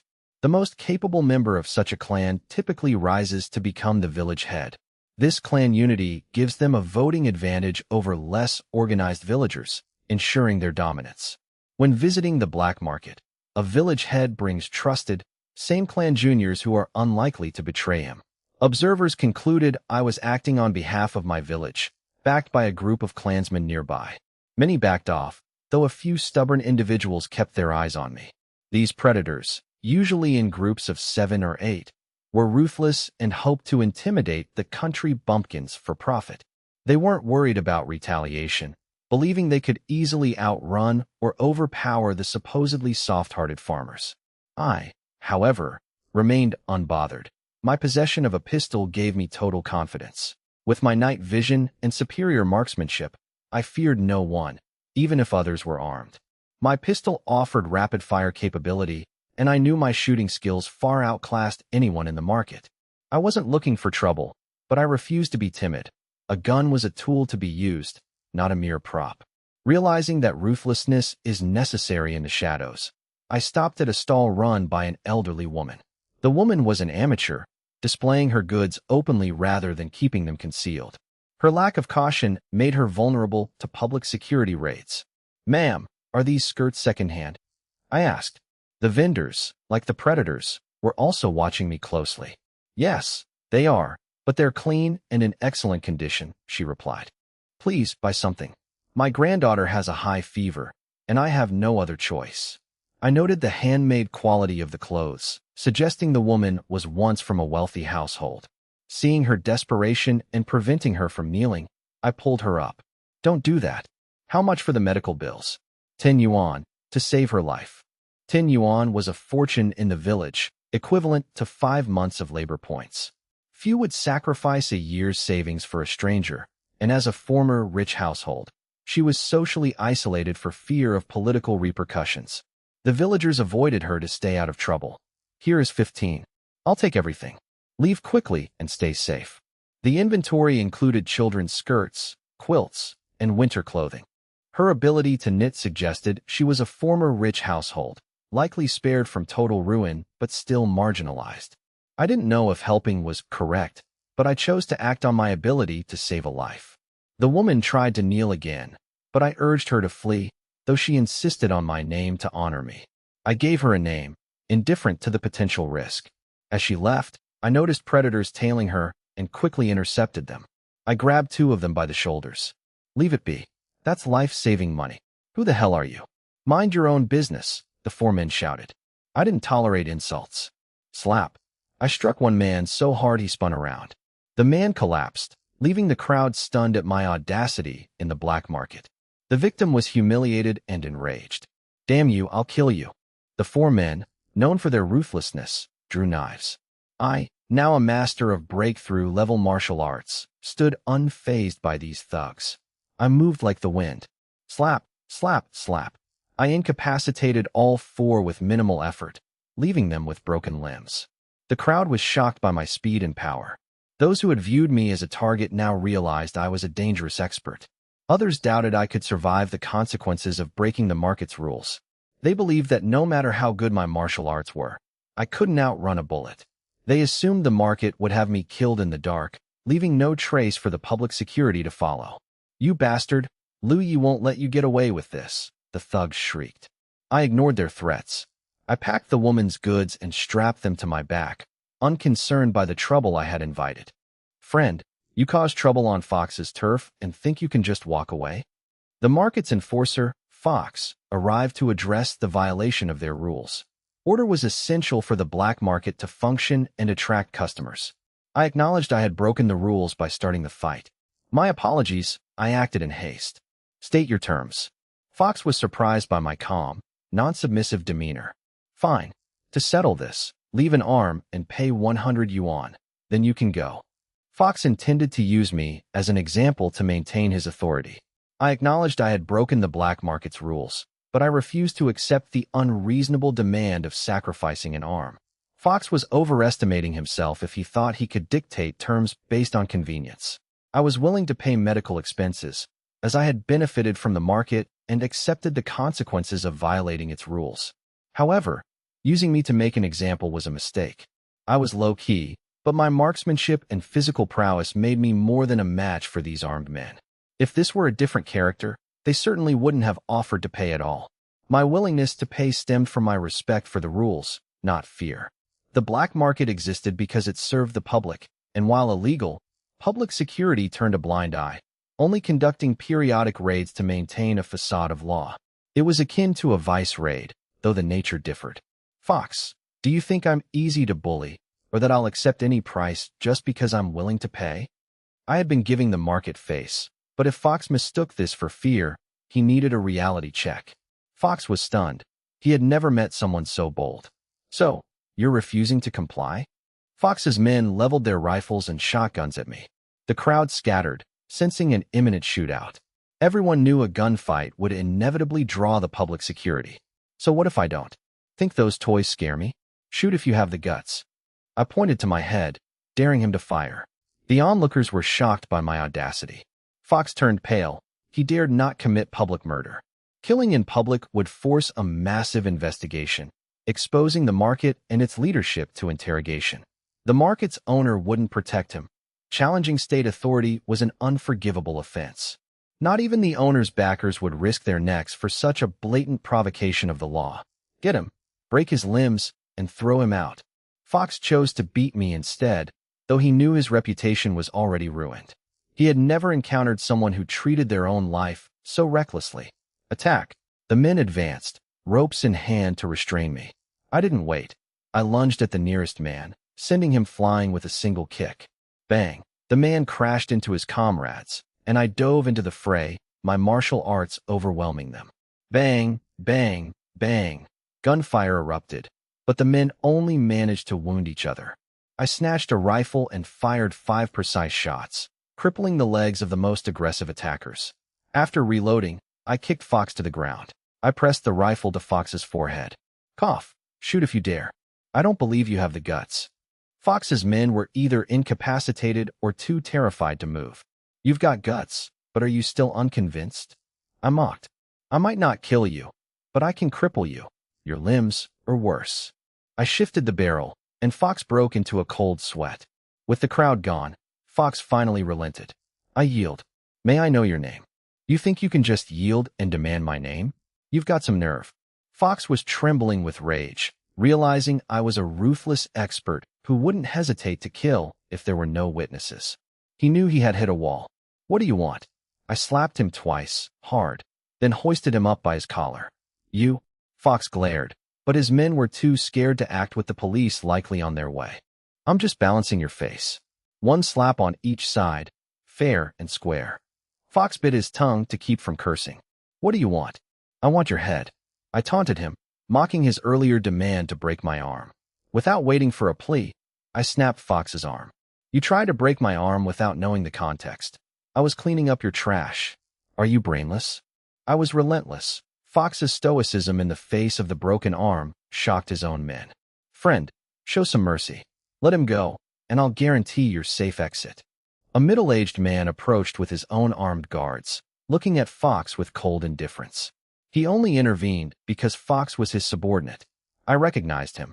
The sixth master, the true power behind the market. Compared to the sixth master, local thugs like Hong Dakue were insignificant, and Fox was merely a disposable pawn. Liu Ye's influence spans both the underworld and legitimate circles. He wouldn't control the black market without powerful backing. His capability is formidable. I have no desire to offend such a man, but I am not afraid either. Masked and precise, I know no one can link these actions to my true identity, even if a bounty were issued. You must be Liu Yi, just a nickname the underworld gave me. You can call me Liu Zi, little brother. Liu Yi is no simple character. True powerhouses are humble, having seen the vastness of the world, unlike the arrogant frogs in a well. Liu Yi acts as a proxy for others. He maintains a facade of restraint to remain useful to his superiors. Liu Yi, I cleaned up the trash in your market. Is this how your men repay me? I admitted to striking first, but your man demanded I cut off my own hand. Breaking his arm is a fair trade. Liu Yi hesitated. I said I'd ensure you leave safely. Let him go. I scoffed at the wordplay. Liu Yi promised safety only until I left the market, leaving my fate thereafter unmentioned. I'll respect your word, Liu Yi, but if I'm followed, my gun won't be so merciful. Asterisk bang. Bang. Asterisk I fired twice, instantly shredding Liu Ye's hat in midair. The shots were so fast that many missed the movement, but Liu Yi felt the sudden chill on his head and knew exactly what happened. I calmly reloaded my rifle in front of the stunned crowd. I broke the rules, so I'll pay. Here is 100 yuan for medical expenses. I tossed the money onto Fox's face, my foot still pinning the man down. I've given you face and followed the rules, Liu Yi. Now, what about your man trying to maim me? Liu Yi was reeling. He knew my Mosin-Nagant required manual bolt action for every shot, yet the speed was nearly semi-automatic. I had aimed, fired, and cycled the bolt twice in under 2 seconds. One slight error would have ended Liu Ye's life. Liu Yi realized his own men were sluggish compared to me, as I treated them like fools. He knew if he turned hostile, he would be the first to die. In the high-stakes world of the black market, he was walking a tightrope. If policy shifted, he would be the first sacrificed. His bribes only bought temporary peace. The state's tacit permission for the black market was merely a transitional necessity during the planned economy era. People risked the pigeon market out of desperation, starvation, or lack of necessities, making it a vital, albeit illegal, exchange. It was a necessary evil to keep people alive. Yet, it remained illegal, leaving men like Liu Yi vulnerable to being purged at any moment. His men were mercenaries driven by profit. If he died, they would scramble for his assets rather than seek revenge. I could easily eliminate his few loyal henchmen before they could even react. The onlookers realized the danger. Lu Yi would likely take his humiliation out on them later. They were terrified by my audacity. I specifically targeted the hardest nut to crack, proving my dominance. I knew Lu Yi was cold-blooded and didn't care about his subordinates. The safety promise was a trap to lure me into an ambush outside. Lu Yi could easily frame a scapegoat if I died outside the market. By shooting the hat, I forced the selfish, survival-oriented Lu Yi to prioritize his own life over revenge. Lu Yi suspected I was a highly trained veteran or a king of soldiers. If he failed to kill me, the retaliation would be devastating and the lack of evidence would work against him. At his age, with wealth and comfort, Lu Yi wasn't about to gamble his life against a madman. What do you want? Lu Yi calmed himself, choosing to feign admiration to save face and potentially recruit a talent. This way, he appeared magnanimous rather than cowardly. A perfect resolution. I ignored the gesture and grinned. This Mosenagant is decent. Consider it compensation.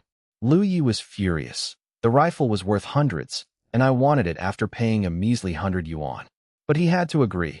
If I left unarmed, I would never trust Lu Ye's word. The gun was a necessary loss. You followed the rules and given me face. My man offended you, so compensation is fair.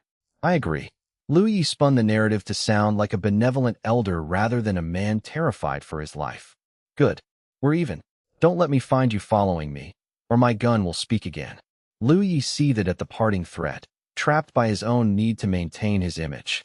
I released Fox and walked away. I passed the 4 men who had started the conflict. They had been harassing a woman for her life-saving money. In this era, speaking up against local bullies was dangerous for those without power or status. I wouldn't fight the entire era, but since I was masked and the opportunity arose, I couldn't stand by and let my conscience be burdened. I felt that while I wasn't legally obligated to intervene in the woman's plight, my conscience wouldn't allow me to stand by. Learning that the woman sold her only valuable clothes to pay for her granddaughter's medical treatment, I decided to act. Regardless of the era's social labels, I felt a duty to help a fellow descendant of Yin and Huang whenever possible. Asterisk snap. Snap. Asterisk I approached the 4 men and, without a word, shattered their limbs with precise kicks. Their agonizing screams mingled with the crisp sound of breaking bones in the night air. The onlookers brought by Lu Yi and Fox broke into a cold sweat. They had seen violence before, but never with such cold, wordless efficiency. Don't blame me. Blame yourself for offending the wrong person. I ignored the theatrics, simply moving from one man to the next, breaking bones with mechanical precision. Lu Yi was furious. I had violated the black market's unspoken rules right in front of him, despite the settlement money already paid. The money was merely a face-saving gesture. If anyone could cause trouble just by paying, the black market would collapse. My business is done. Farewell, Lu Yi. I retreated with my rifle. Lu Yi slapped Fox for being held hostage, which had forced his hand. Lu Yi berated Fox, refusing to break his word and lose face by attacking me now that I was gone. Fox stood humiliated, his fists clenched. He had never been struck by Lu Yi before, and all because of that stranger. Lu Yi had always treated Fox as a trusted lieutenant to maintain his own authority. Today, however, everything changed because of me. Despite his burning resentment, Fox had to swallow his anger and obey Lu Ye's order to stand down. I stowed my rifle in my space, pulled out a pistol, and left. Who's there? I asked, shielding my face as a light shone on me. It was Huzi, who had been searching for me after hearing gunfire. I realized Huzi had hidden his bicycle to come find me alone. Find the bike and let's go. Public security will be here soon, I urged. Huzi knew the danger. Gunfire in the black market would inevitably draw the authorities, and the locals were notoriously vigilant. The sub-district office kept the masses well organized with regular ideological training. While meant to root out bad elements, this vigilance meant any report was taken seriously. Help me pull the bike out of the pit, Huzi said, pointing to a camouflaged hole. The pit was well hidden, making it a perfect spot to stash their bikes in the dark. They retrieved the bikes and quickly hit the road. Boss, are we really letting him go? The men asked Fox. They felt they had the numbers and firepower to hunt me down.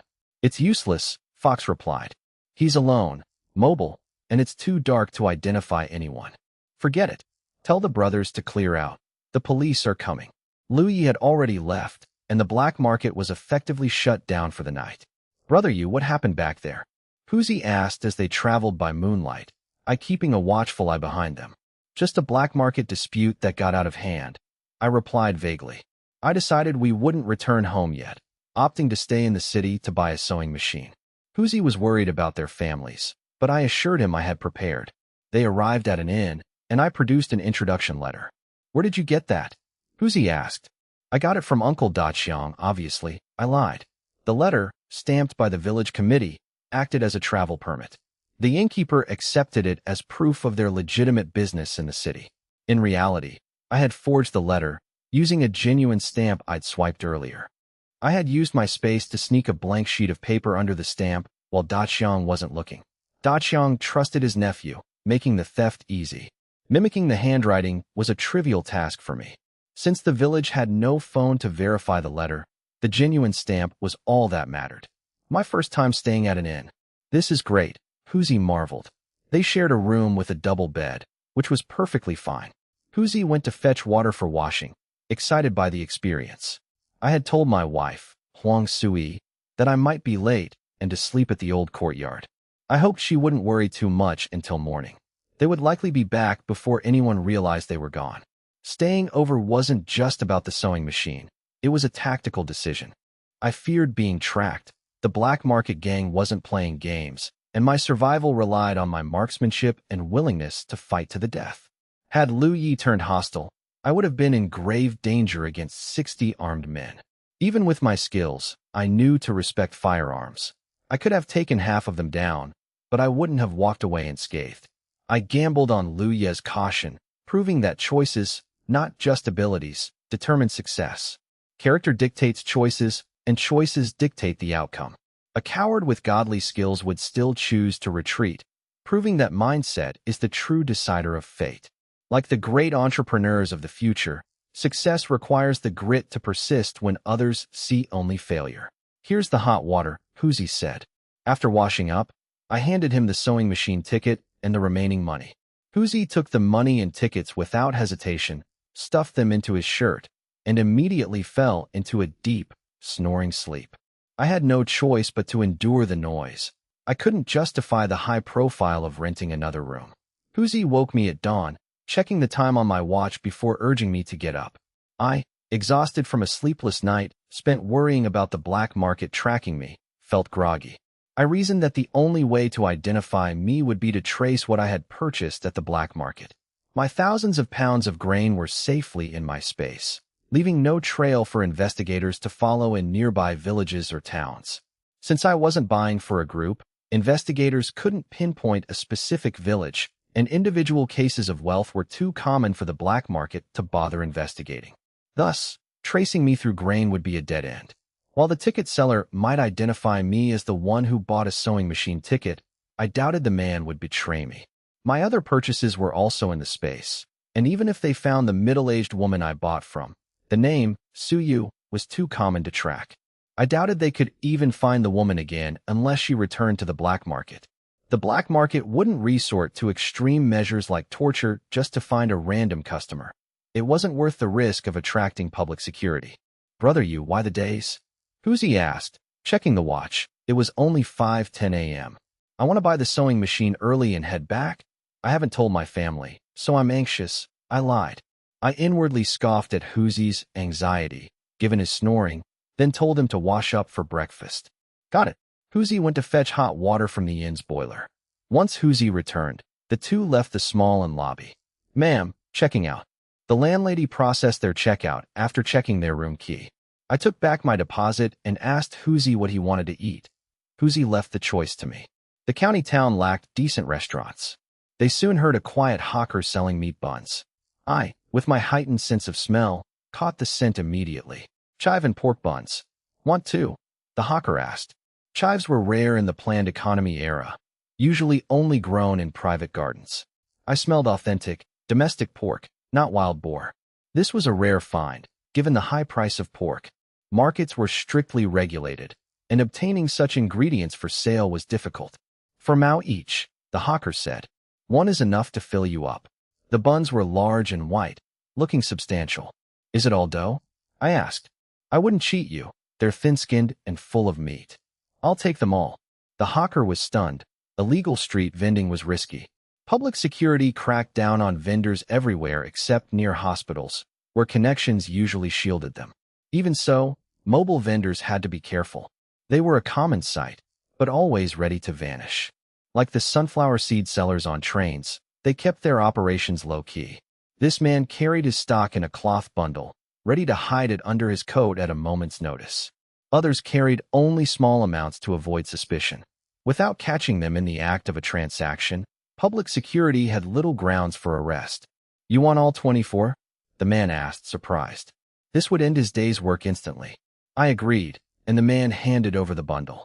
"Try them, they're delicious." I tasted one. It was indeed thin-skinned and packed with meat. Expensive, but high quality. At 4 Mao each, the total was 9 yuan and 6 Mao. It was pricey compared to standard buns, but the quality and meat content were unmatched. The dough was pure wheat, no cornmeal filler. Chives were rarely seen in markets, appearing only when communes had surplus. Availability was entirely random. I didn't mind the premium price for such quality. It was a satisfying, meat-heavy meal. "Your skills are excellent." I paid 10 yuan, and the man quickly returned the change and hurried away. I tied the bundle to my bike, eating a bun as we walked. "Buying enough for the trip back?" I asked, confirming Huzi couldn't finish them alone. They stopped at a mutton soup shop for soup and pancakes. They enjoyed the soup, pancakes, and buns together. "After we eat, we'll buy the sewing machine. Tell your family we stayed with a friend so they don't worry about the cost." Huzi nodded, trusting me completely. I chose a state-run store far from the black market to avoid Fifth Master's influence, prioritizing caution regarding my black market dealings. They woke at 5 a.m. and arrived at the distant store just as it opened, avoiding any unnecessary attention. I waited for a crowd to form before sending Huzi inside, my face partially obscured by a scarf. Huzi claimed he had a cold, which easily explained his attire to the staff. Following my instructions, they left immediately after the purchase. Huzi questioned why they were taking a longer, desolate route home. I chose the route for its visibility. The open, treeless terrain allowed me to spot any potential tails easily. Having acted boldly before, I was now hypervigilant to avoid the consequences of my previous risks. I urged Huzi to hurry, promising to help him assemble the sewing machine once home. Huzi's machine arrived in parts, requiring assembly of the frame and pedals. Buying the full set was cheaper than sourcing parts individually, though it required manual labor. They reached home by 8:20 a.m. Despite the detour, they were faster than expected, driven by the need to avoid being followed and to reassure their worried families. As expected, Huzi's mother and Huang Sui were waiting at the village entrance. Huzi's mother scolded them for staying out overnight without sending word. I stayed silent while Huzi looked sheepish. Huzi claimed they stayed with a friend in town after buying the machine late. I corroborated, adding that traveling at night with the machine was risky. Huzi's mother, unconvinced, gave them both a slap on the back. Their families shared a common ancestor within the 5 degrees of mourning. As a senior, Huzi's mother had the authority to discipline me. Her frustration with me stemmed partly from my recent neglect of my new wife, Huang Sui. I finally approached Huang Sui. I apologized for worrying her and suggested she rest while I handled the sewing machine. Huang Sui smiled, saying she had slept with the children and was fine. I promised to return after helping Huzi. I guided Huzi through the assembly process, as Huzi was inexperienced. Once finished, I left Huzi to rest before their planned hunting trip. I kept the black market rifle hidden but pulled out a high-quality, foreign-looking dress for my little sister. I returned home, where Huang Sui offered me tea. I accidentally burned my mouth, leading to a light-hearted moment. I gave her the dress for Su Jing, promising to find something for Yaya later to avoid jealousy. Huang Sui admired the delicate, star-patterned white dress. She remarked on the high-quality material, wondering if the seller had once been wealthy. I brushed off her curiosity. I told her to hide the dress to prevent the children from fighting over it. Huang Sui laughed at how easily the strong I was managed by the two girls. I told her to steam the pork buns I bought, splitting them between our home and the old courtyard. Huang Sui was shocked by the quality of the white flour. Such pure white flour was rare compared to their home-milled grain. I explained it came from the first flour mill and was pricey. Under pressure, I admitted they cost 4 mao each. Huang Sui was appalled by the cost, calling me wasteful. I knew it was expensive, but the quality of the ingredients made it a rare treat. I ended the conversation, noting our differing views on consumption. I met Huzi, who was ready with his rifle and bow. Huzi hurried me away from the village to avoid his mother's interference. Huzi explained his mother wanted him to visit Shaowang village to discuss marriage plans. Huzi felt too shy and wanted his father to accompany him. I understood.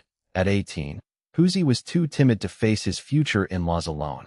I teased him for his cowardice as we headed out, guided by the hawks and the dog, Heizi. I decided to follow the 3 young eagles to find prey. I scanned the surroundings intently. Huzi asked what I was looking for. I revealed I was looking for medicinal herbs, having borrowed books from Liu Kai to start a side business. I noted that many hunters supplemented their income by foraging. I confirmed I was searching for herbs while we walked. Huzi asked to be taught which herbs were valuable. I was unsurprised by Huzi's desire to follow my lead. I listed several local herbs: ginseng, lingzhi, deer antler, and others. I explained that even common herbs could be dried and sold for profit. Huzi was stunned that I had already memorized the names and appearances of these herbs. I was used to Huzi's dramatic reactions. I told Huzi to check the marked books at Li Yotsai's house to learn the basics. I had mastered the knowledge, though I encouraged Huzi to focus on the essentials. Huzi agreed to visit Liu Kai later. I spotted several herbs along the way but ignored them, as they were too cheap to be worth the effort. Wait, a rabbit! I stopped Huzi, drew my bow, and released an arrow. Whoosh! The arrow pierced the air, pinning the rabbit to the ground. I quickly retrieved my arrow. Damn, you've started. I need to find a target too. The mountains were rich in game, though hunters often pushed the animals deeper into the woods. Huzi soon bagged a pheasant. Your gunfire scared the rest away. I'll have to move further. Suddenly, the 3 gerfalcons screeched, signaling they had spotted prey. Let's go check it out. The gerfalcons only signaled for significant prey. They handled small game like rabbits themselves. They sprinted toward the signal. Are we there yet? This feels endless. Stop complaining. Heizi is already there. If we don't hurry, he might get reckless. I patted Huzi's shoulder and leaped over the brush with ease. I suddenly stopped, causing Huzi to bump into me. I looked back, distracted. I had recently gained the photographic memory skill. Though active, it subtly enhanced my general recall. During their run, I had caught a glimpse of a medicinal herb. What is it, Yuji? I focused, retraced my steps, and stopped before a large tree. Ganoderma applanatum? Isn't that just a big mushroom? Huzi was confused. It looked like a common tree fungus. It's a medicinal herb. It's worth about 20 yuan a pound. Take it to Liu Kai. It'll help when you need to borrow books. I didn't pick it, as it was too young to be valuable. Unbeknownst to me, skipping this harvest meant missing a chance to trigger a skill. I moved on. Huzi, unsure how to harvest it, cut the bark away to ensure he got the roots. He packed the fungus and hurried to catch up. Yuji. Shoo. Huzi caught up to find me hiding behind a tree, watching Heizi, who lay in wait. Heizi looked at me, impatient for the hunt to begin. Huzi peeked out and saw a massive beast. Yuji, is that? A moose. Shoulder height 1.7 meters, 2-ton weight. Wonder how the meat tastes. At nearly a ton, it was a giant. A kick from one could be fatal. Should we skip it? If we don't kill it, we're dead. Moose were herbivores, but dangerous if provoked. To the moose, they were just tiny, fragile nuisances. In some places, they were used like draft animals. Skip it. No way. That's a lot of meat. But how do we haul it out? It's too heavy. Huzi knew the weight was immense. Don't worry about the transport. I'm worried that shooting will scare off the others. Moose are herd animals, usually moving in groups of 7 to 10. They only saw 3, but the gunfire would surely scatter the rest. Want to hunt them all? I'll scout for others. Huzi knew I could handle the 3, and he wanted to find his own. I checked the sky. The gerfalcons were circling only these 3. No need. The birds haven't found anything else. Take one. I'll take the other two. Deal. I believed in clear boundaries. The birds found the prey, so I claimed the lion's share. You sure? What if I miss and let one escape? I brought you out. I won't let you go home empty-handed. Being clear about the split was better for their friendship than empty promises. Fine. I'll take the smallest one. Even the smallest was massive. They'd need help moving it regardless. Huzi understood the rules. My generosity with the gun didn't entitle him to free handouts. Clear accounts prevented resentment. Human nature is fickle. Following the hunter's code of finders keepers or shared spoils was the safest path. Ready? On 3. I didn't need to aim, but Huzi did. The target was 70 meters away. They couldn't get closer without risking exposure. The moose were alert, especially with the gerfalcons circling above. 3, 2, 1, bang. I fired twice, hitting the heads of 2 moose. Huzi hit his target, but it didn't fall, so I fired a finishing shot. Good progress. Hitting a target at 70 meters isn't bad. Huzi knew he'd be embarrassed if he missed such a huge target. Thanks for the backup, UG. Woof. Woof. Huzi rushed toward the fallen prey. Huzi followed, while I checked my system. Host. Age. 19. Physique. 30. Strength. 50. Speed. 28. Stamina. 36. Storage. 9 cubic meters space. Skills. Photographic memory. Superhuman strength. Fishing LV3+. Archery limit break LV1. Scouting limit break LV1. Animal taming LV7+. Martial arts limit break LV1. Butchery LV7+. Rock climbing LV7+. Marksmanship LV9. Carpentry LV5. Parkour LV8. Skill points 63. These points include recent hunts, with the 3 moose contributing about 20 points. I was content. Even as points become harder to earn, steady progress remains. Killing fish still yields points, proving the system hasn't stagnated. UG, that's insane. How did you see I didn't hit the vitals from 70 meters away? I checked the carcass. Huzi had hit the base of the neck, explaining why the moose struggled to collapse. My follow-up shot had pierced the eye, a precision shot clearly not Huzi's doing. Forget it. Let's focus on getting the prey back. Huzi tried to drag his moose, but it wouldn't budge. Even the smallest moose weighed 800 to 900 pounds. Huzi couldn't move it an inch. It's too heavy. Only you can handle this, UG. Huzi was no longer surprised by my strength. Familiarity had normalized my feats. What once seemed impossible now felt routine. It was like watching someone age. Gradual changes go unnoticed until a long separation reveals the difference. Huzi had simply adapted to my superhuman nature. While others like Huang Shan were physically imposing and could lift 500-pound traps, they weren't truly superhuman. True superhuman strength is defined by how far one exceeds their natural limits, not just the weight lifted. A child lifting 100 pounds is a feat. A 20-year-old doing the same is nothing. Huzi likely viewed me as having a genetic breakthrough. Still, I kept my limit around 1,000 pounds to avoid drawing unwanted attention from the commune. Even with 2,000-pound moose, I would hide my true power. Forget carrying them. We need another way. I began field dressing the moose, feeding the heart and liver to Huzi and the raptors. One carcass provided enough to sate Huzi and the gerfalcon. The heart was so massive it required 2 hands to hold. Huzi was stuffed. My 2 moose totaled 4,000 pounds, too heavy to carry down the mountain, even with my skill. My superhuman strength had a trade-off. The heavier the load, the shorter the duration I could sustain it. I'm stumped. What do we do? Huzi asked. Give me the hatchet and wait here, I replied. I vanished into the woods with the hatchet. UG, where are you going? Just watch and don't ask. I disappeared, and soon the sound of chopping echoed. I returned 4 times, hauling arm-thick logs. We're building sleds, I explained. They had brought ropes specifically for securing prey. Huzi followed my instructions without question. I planned to drag the carcasses using makeshift sleds. Dragging was feasible, but required clearing a path through the dense undergrowth. The forest was thick. They had to clear obstacles every 10 meters. Tie it tight. Don't skimp on the rope, I ordered. I'm on it, Huzi promised. Huzi worked diligently, matching my effort. They spent 20 minutes working, fending off a few wolves along the way. Done. But can we really drag these? Huzi wondered. Dragging is easier than carrying, but weight remains a factor. Like a heavy truck, even with wheels, it's only easier relative to the load. I'm here, aren't I? If I can't lift a ton, I can certainly drag it.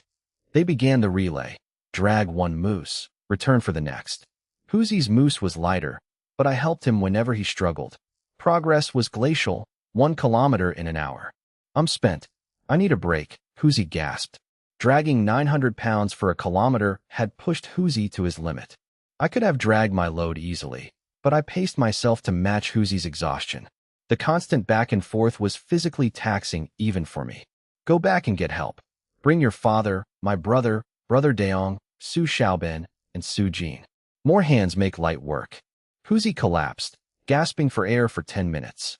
His persistence was driven by sheer willpower and the refusal to be a burden. Huzi was simple but principled.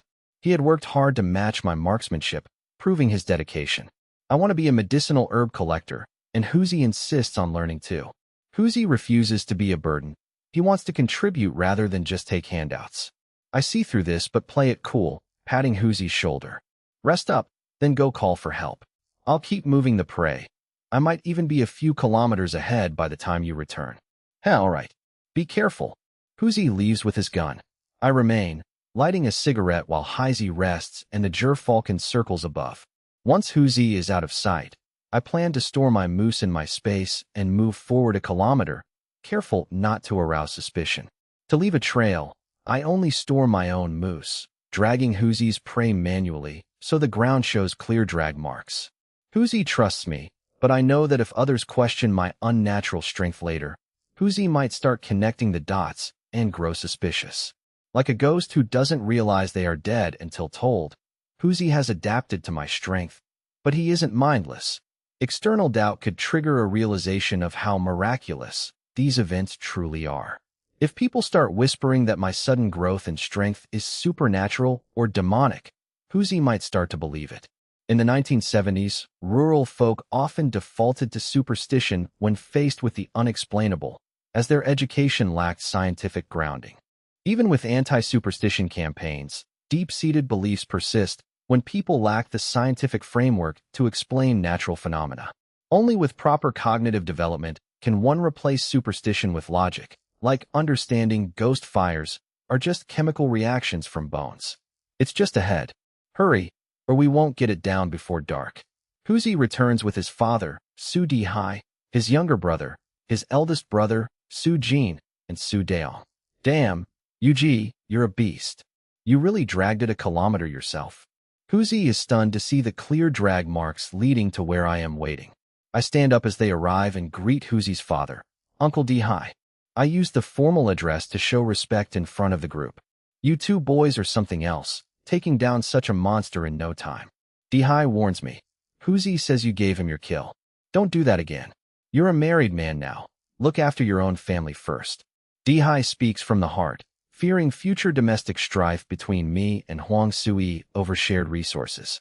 I appreciate the advice, noting that even my own father never cared enough to offer such guidance. It's fine, uncle. The mountain code says finders keepers, but for big game, it's best to keep accounts clear.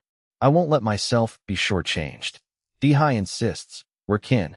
Stick to the rules. Whoever finds or kills it, keeps it. Don't let a bit of meat cause a rift between our families. Huzi reflects on his father's words, realizing he had been taking my generosity for granted. He wonders if his own future wife would be as understanding as Huang Sui, or if this dynamic would eventually cause resentment. I understand, uncle. Let's get these monsters back. The group stares at the massive moose, wondering how to transport them. I refuse to take them into the village, knowing it would only invite demands for free meat. We'll take them to the mountain foot and try to hire a cart to sell them in the county town.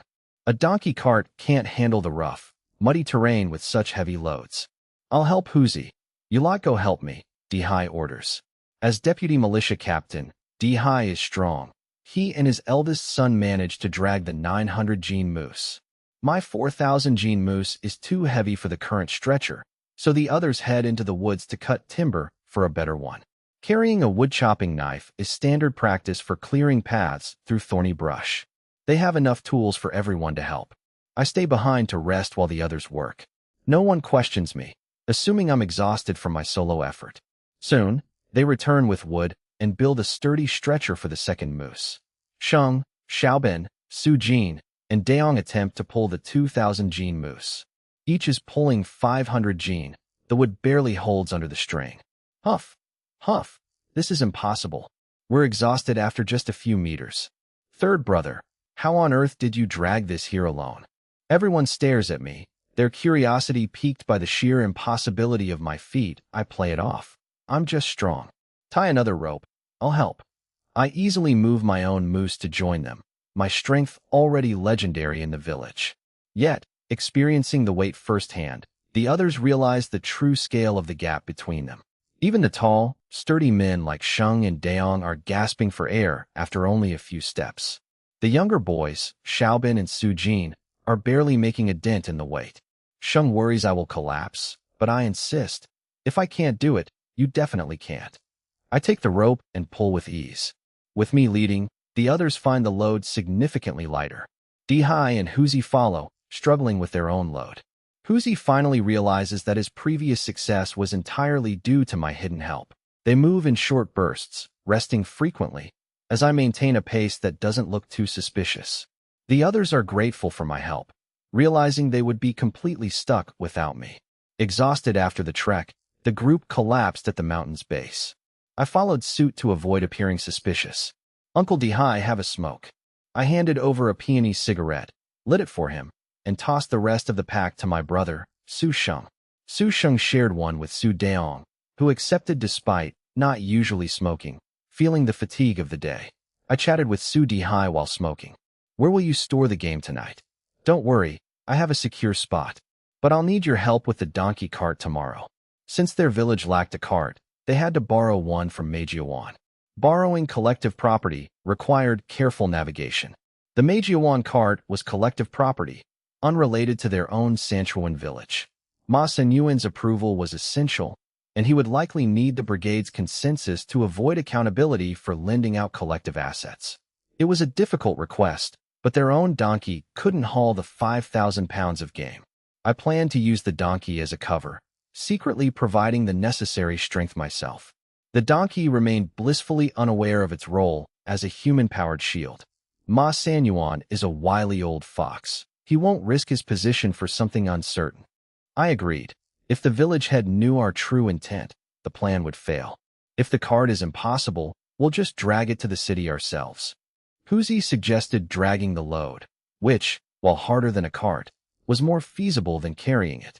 If we use the donkey to assist and have enough men, we can make it to the city. I nodded. With 5 men and the donkey, the 5,000-pound load would seem plausible to onlookers. Agreed. I'll get my brothers-in-law to help tomorrow. With the 6 of us, we'll manage. It's settled. After the others left, I stored the game in my space, having convinced them I didn't need further help. I informed the old party secretary about borrowing the cart. The secretary, accustomed to my hunting success and occasional gifts of offal, simply advised me to be careful. I returned home and told my wife, Huang Sui, I'm heading to the city tomorrow to sell game. I need your brother's help. Are you coming to your parents' place? Sui didn't question the load size. She trusted her husband's legendary hunting instincts and sixth sense. She knew her husband was capable, so she wasn't surprised by the scale of the haul. I've only just married in. I shouldn't return to my parents' home so soon. I'll go in a few days. She worried about gossip, being seen as lazy or avoiding chores, and didn't want to invite unfair comparisons. I didn't press, secretly happy to have her home. In this era, evenings were long and devoid of entertainment.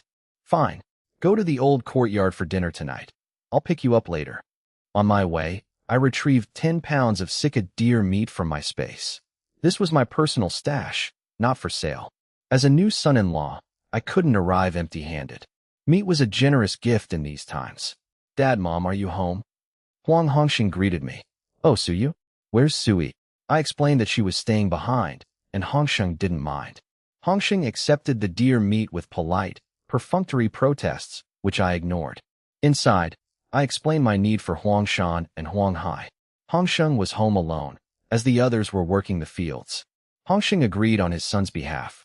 I declined an invitation to dinner and left. At dawn, I returned to the mountain, retrieved the game, and gutted the moose, setting aside the organs. I brought the offal to the old courtyard, then rallied Huzi, Su Daong, and the village cart. Su Sheng, Su Daong, and the Huang brothers arrived shortly after. Secure the ropes. We'll use them to pull. They carefully balanced the load to ensure the donkey wasn't lifted or crushed by the 5,000-pound weight. Huzi, grab a basin. Take the organs home for your family. The restaurants won't want them.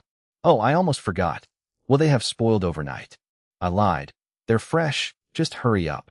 Huzi returned with a large laundry basin. I expertly gutted the moose, leaving the skin on for the buyers to verify freshness. All done. Take them home. I finished processing the game quickly. Brother-in-law, you've struck gold. I've never even seen a moose before. The deep mountains were vast and treacherous. Finding such game was a rare stroke of luck. Just good fortune, I replied. The brothers looked at the small cart. This won't fit everything, will it? Leave it to me, I said. With surgical precision, I used my knife to dismantle the moose legs at the joints. The others watched in awe as I efficiently broke down the carcasses. Put the 12 legs in the cart, then stack the torsos on top and lash them down. By removing the long legs, the bulky torsos fit perfectly on the cart. The tires sagged, but I pumped them up just enough to hold the weight without bursting.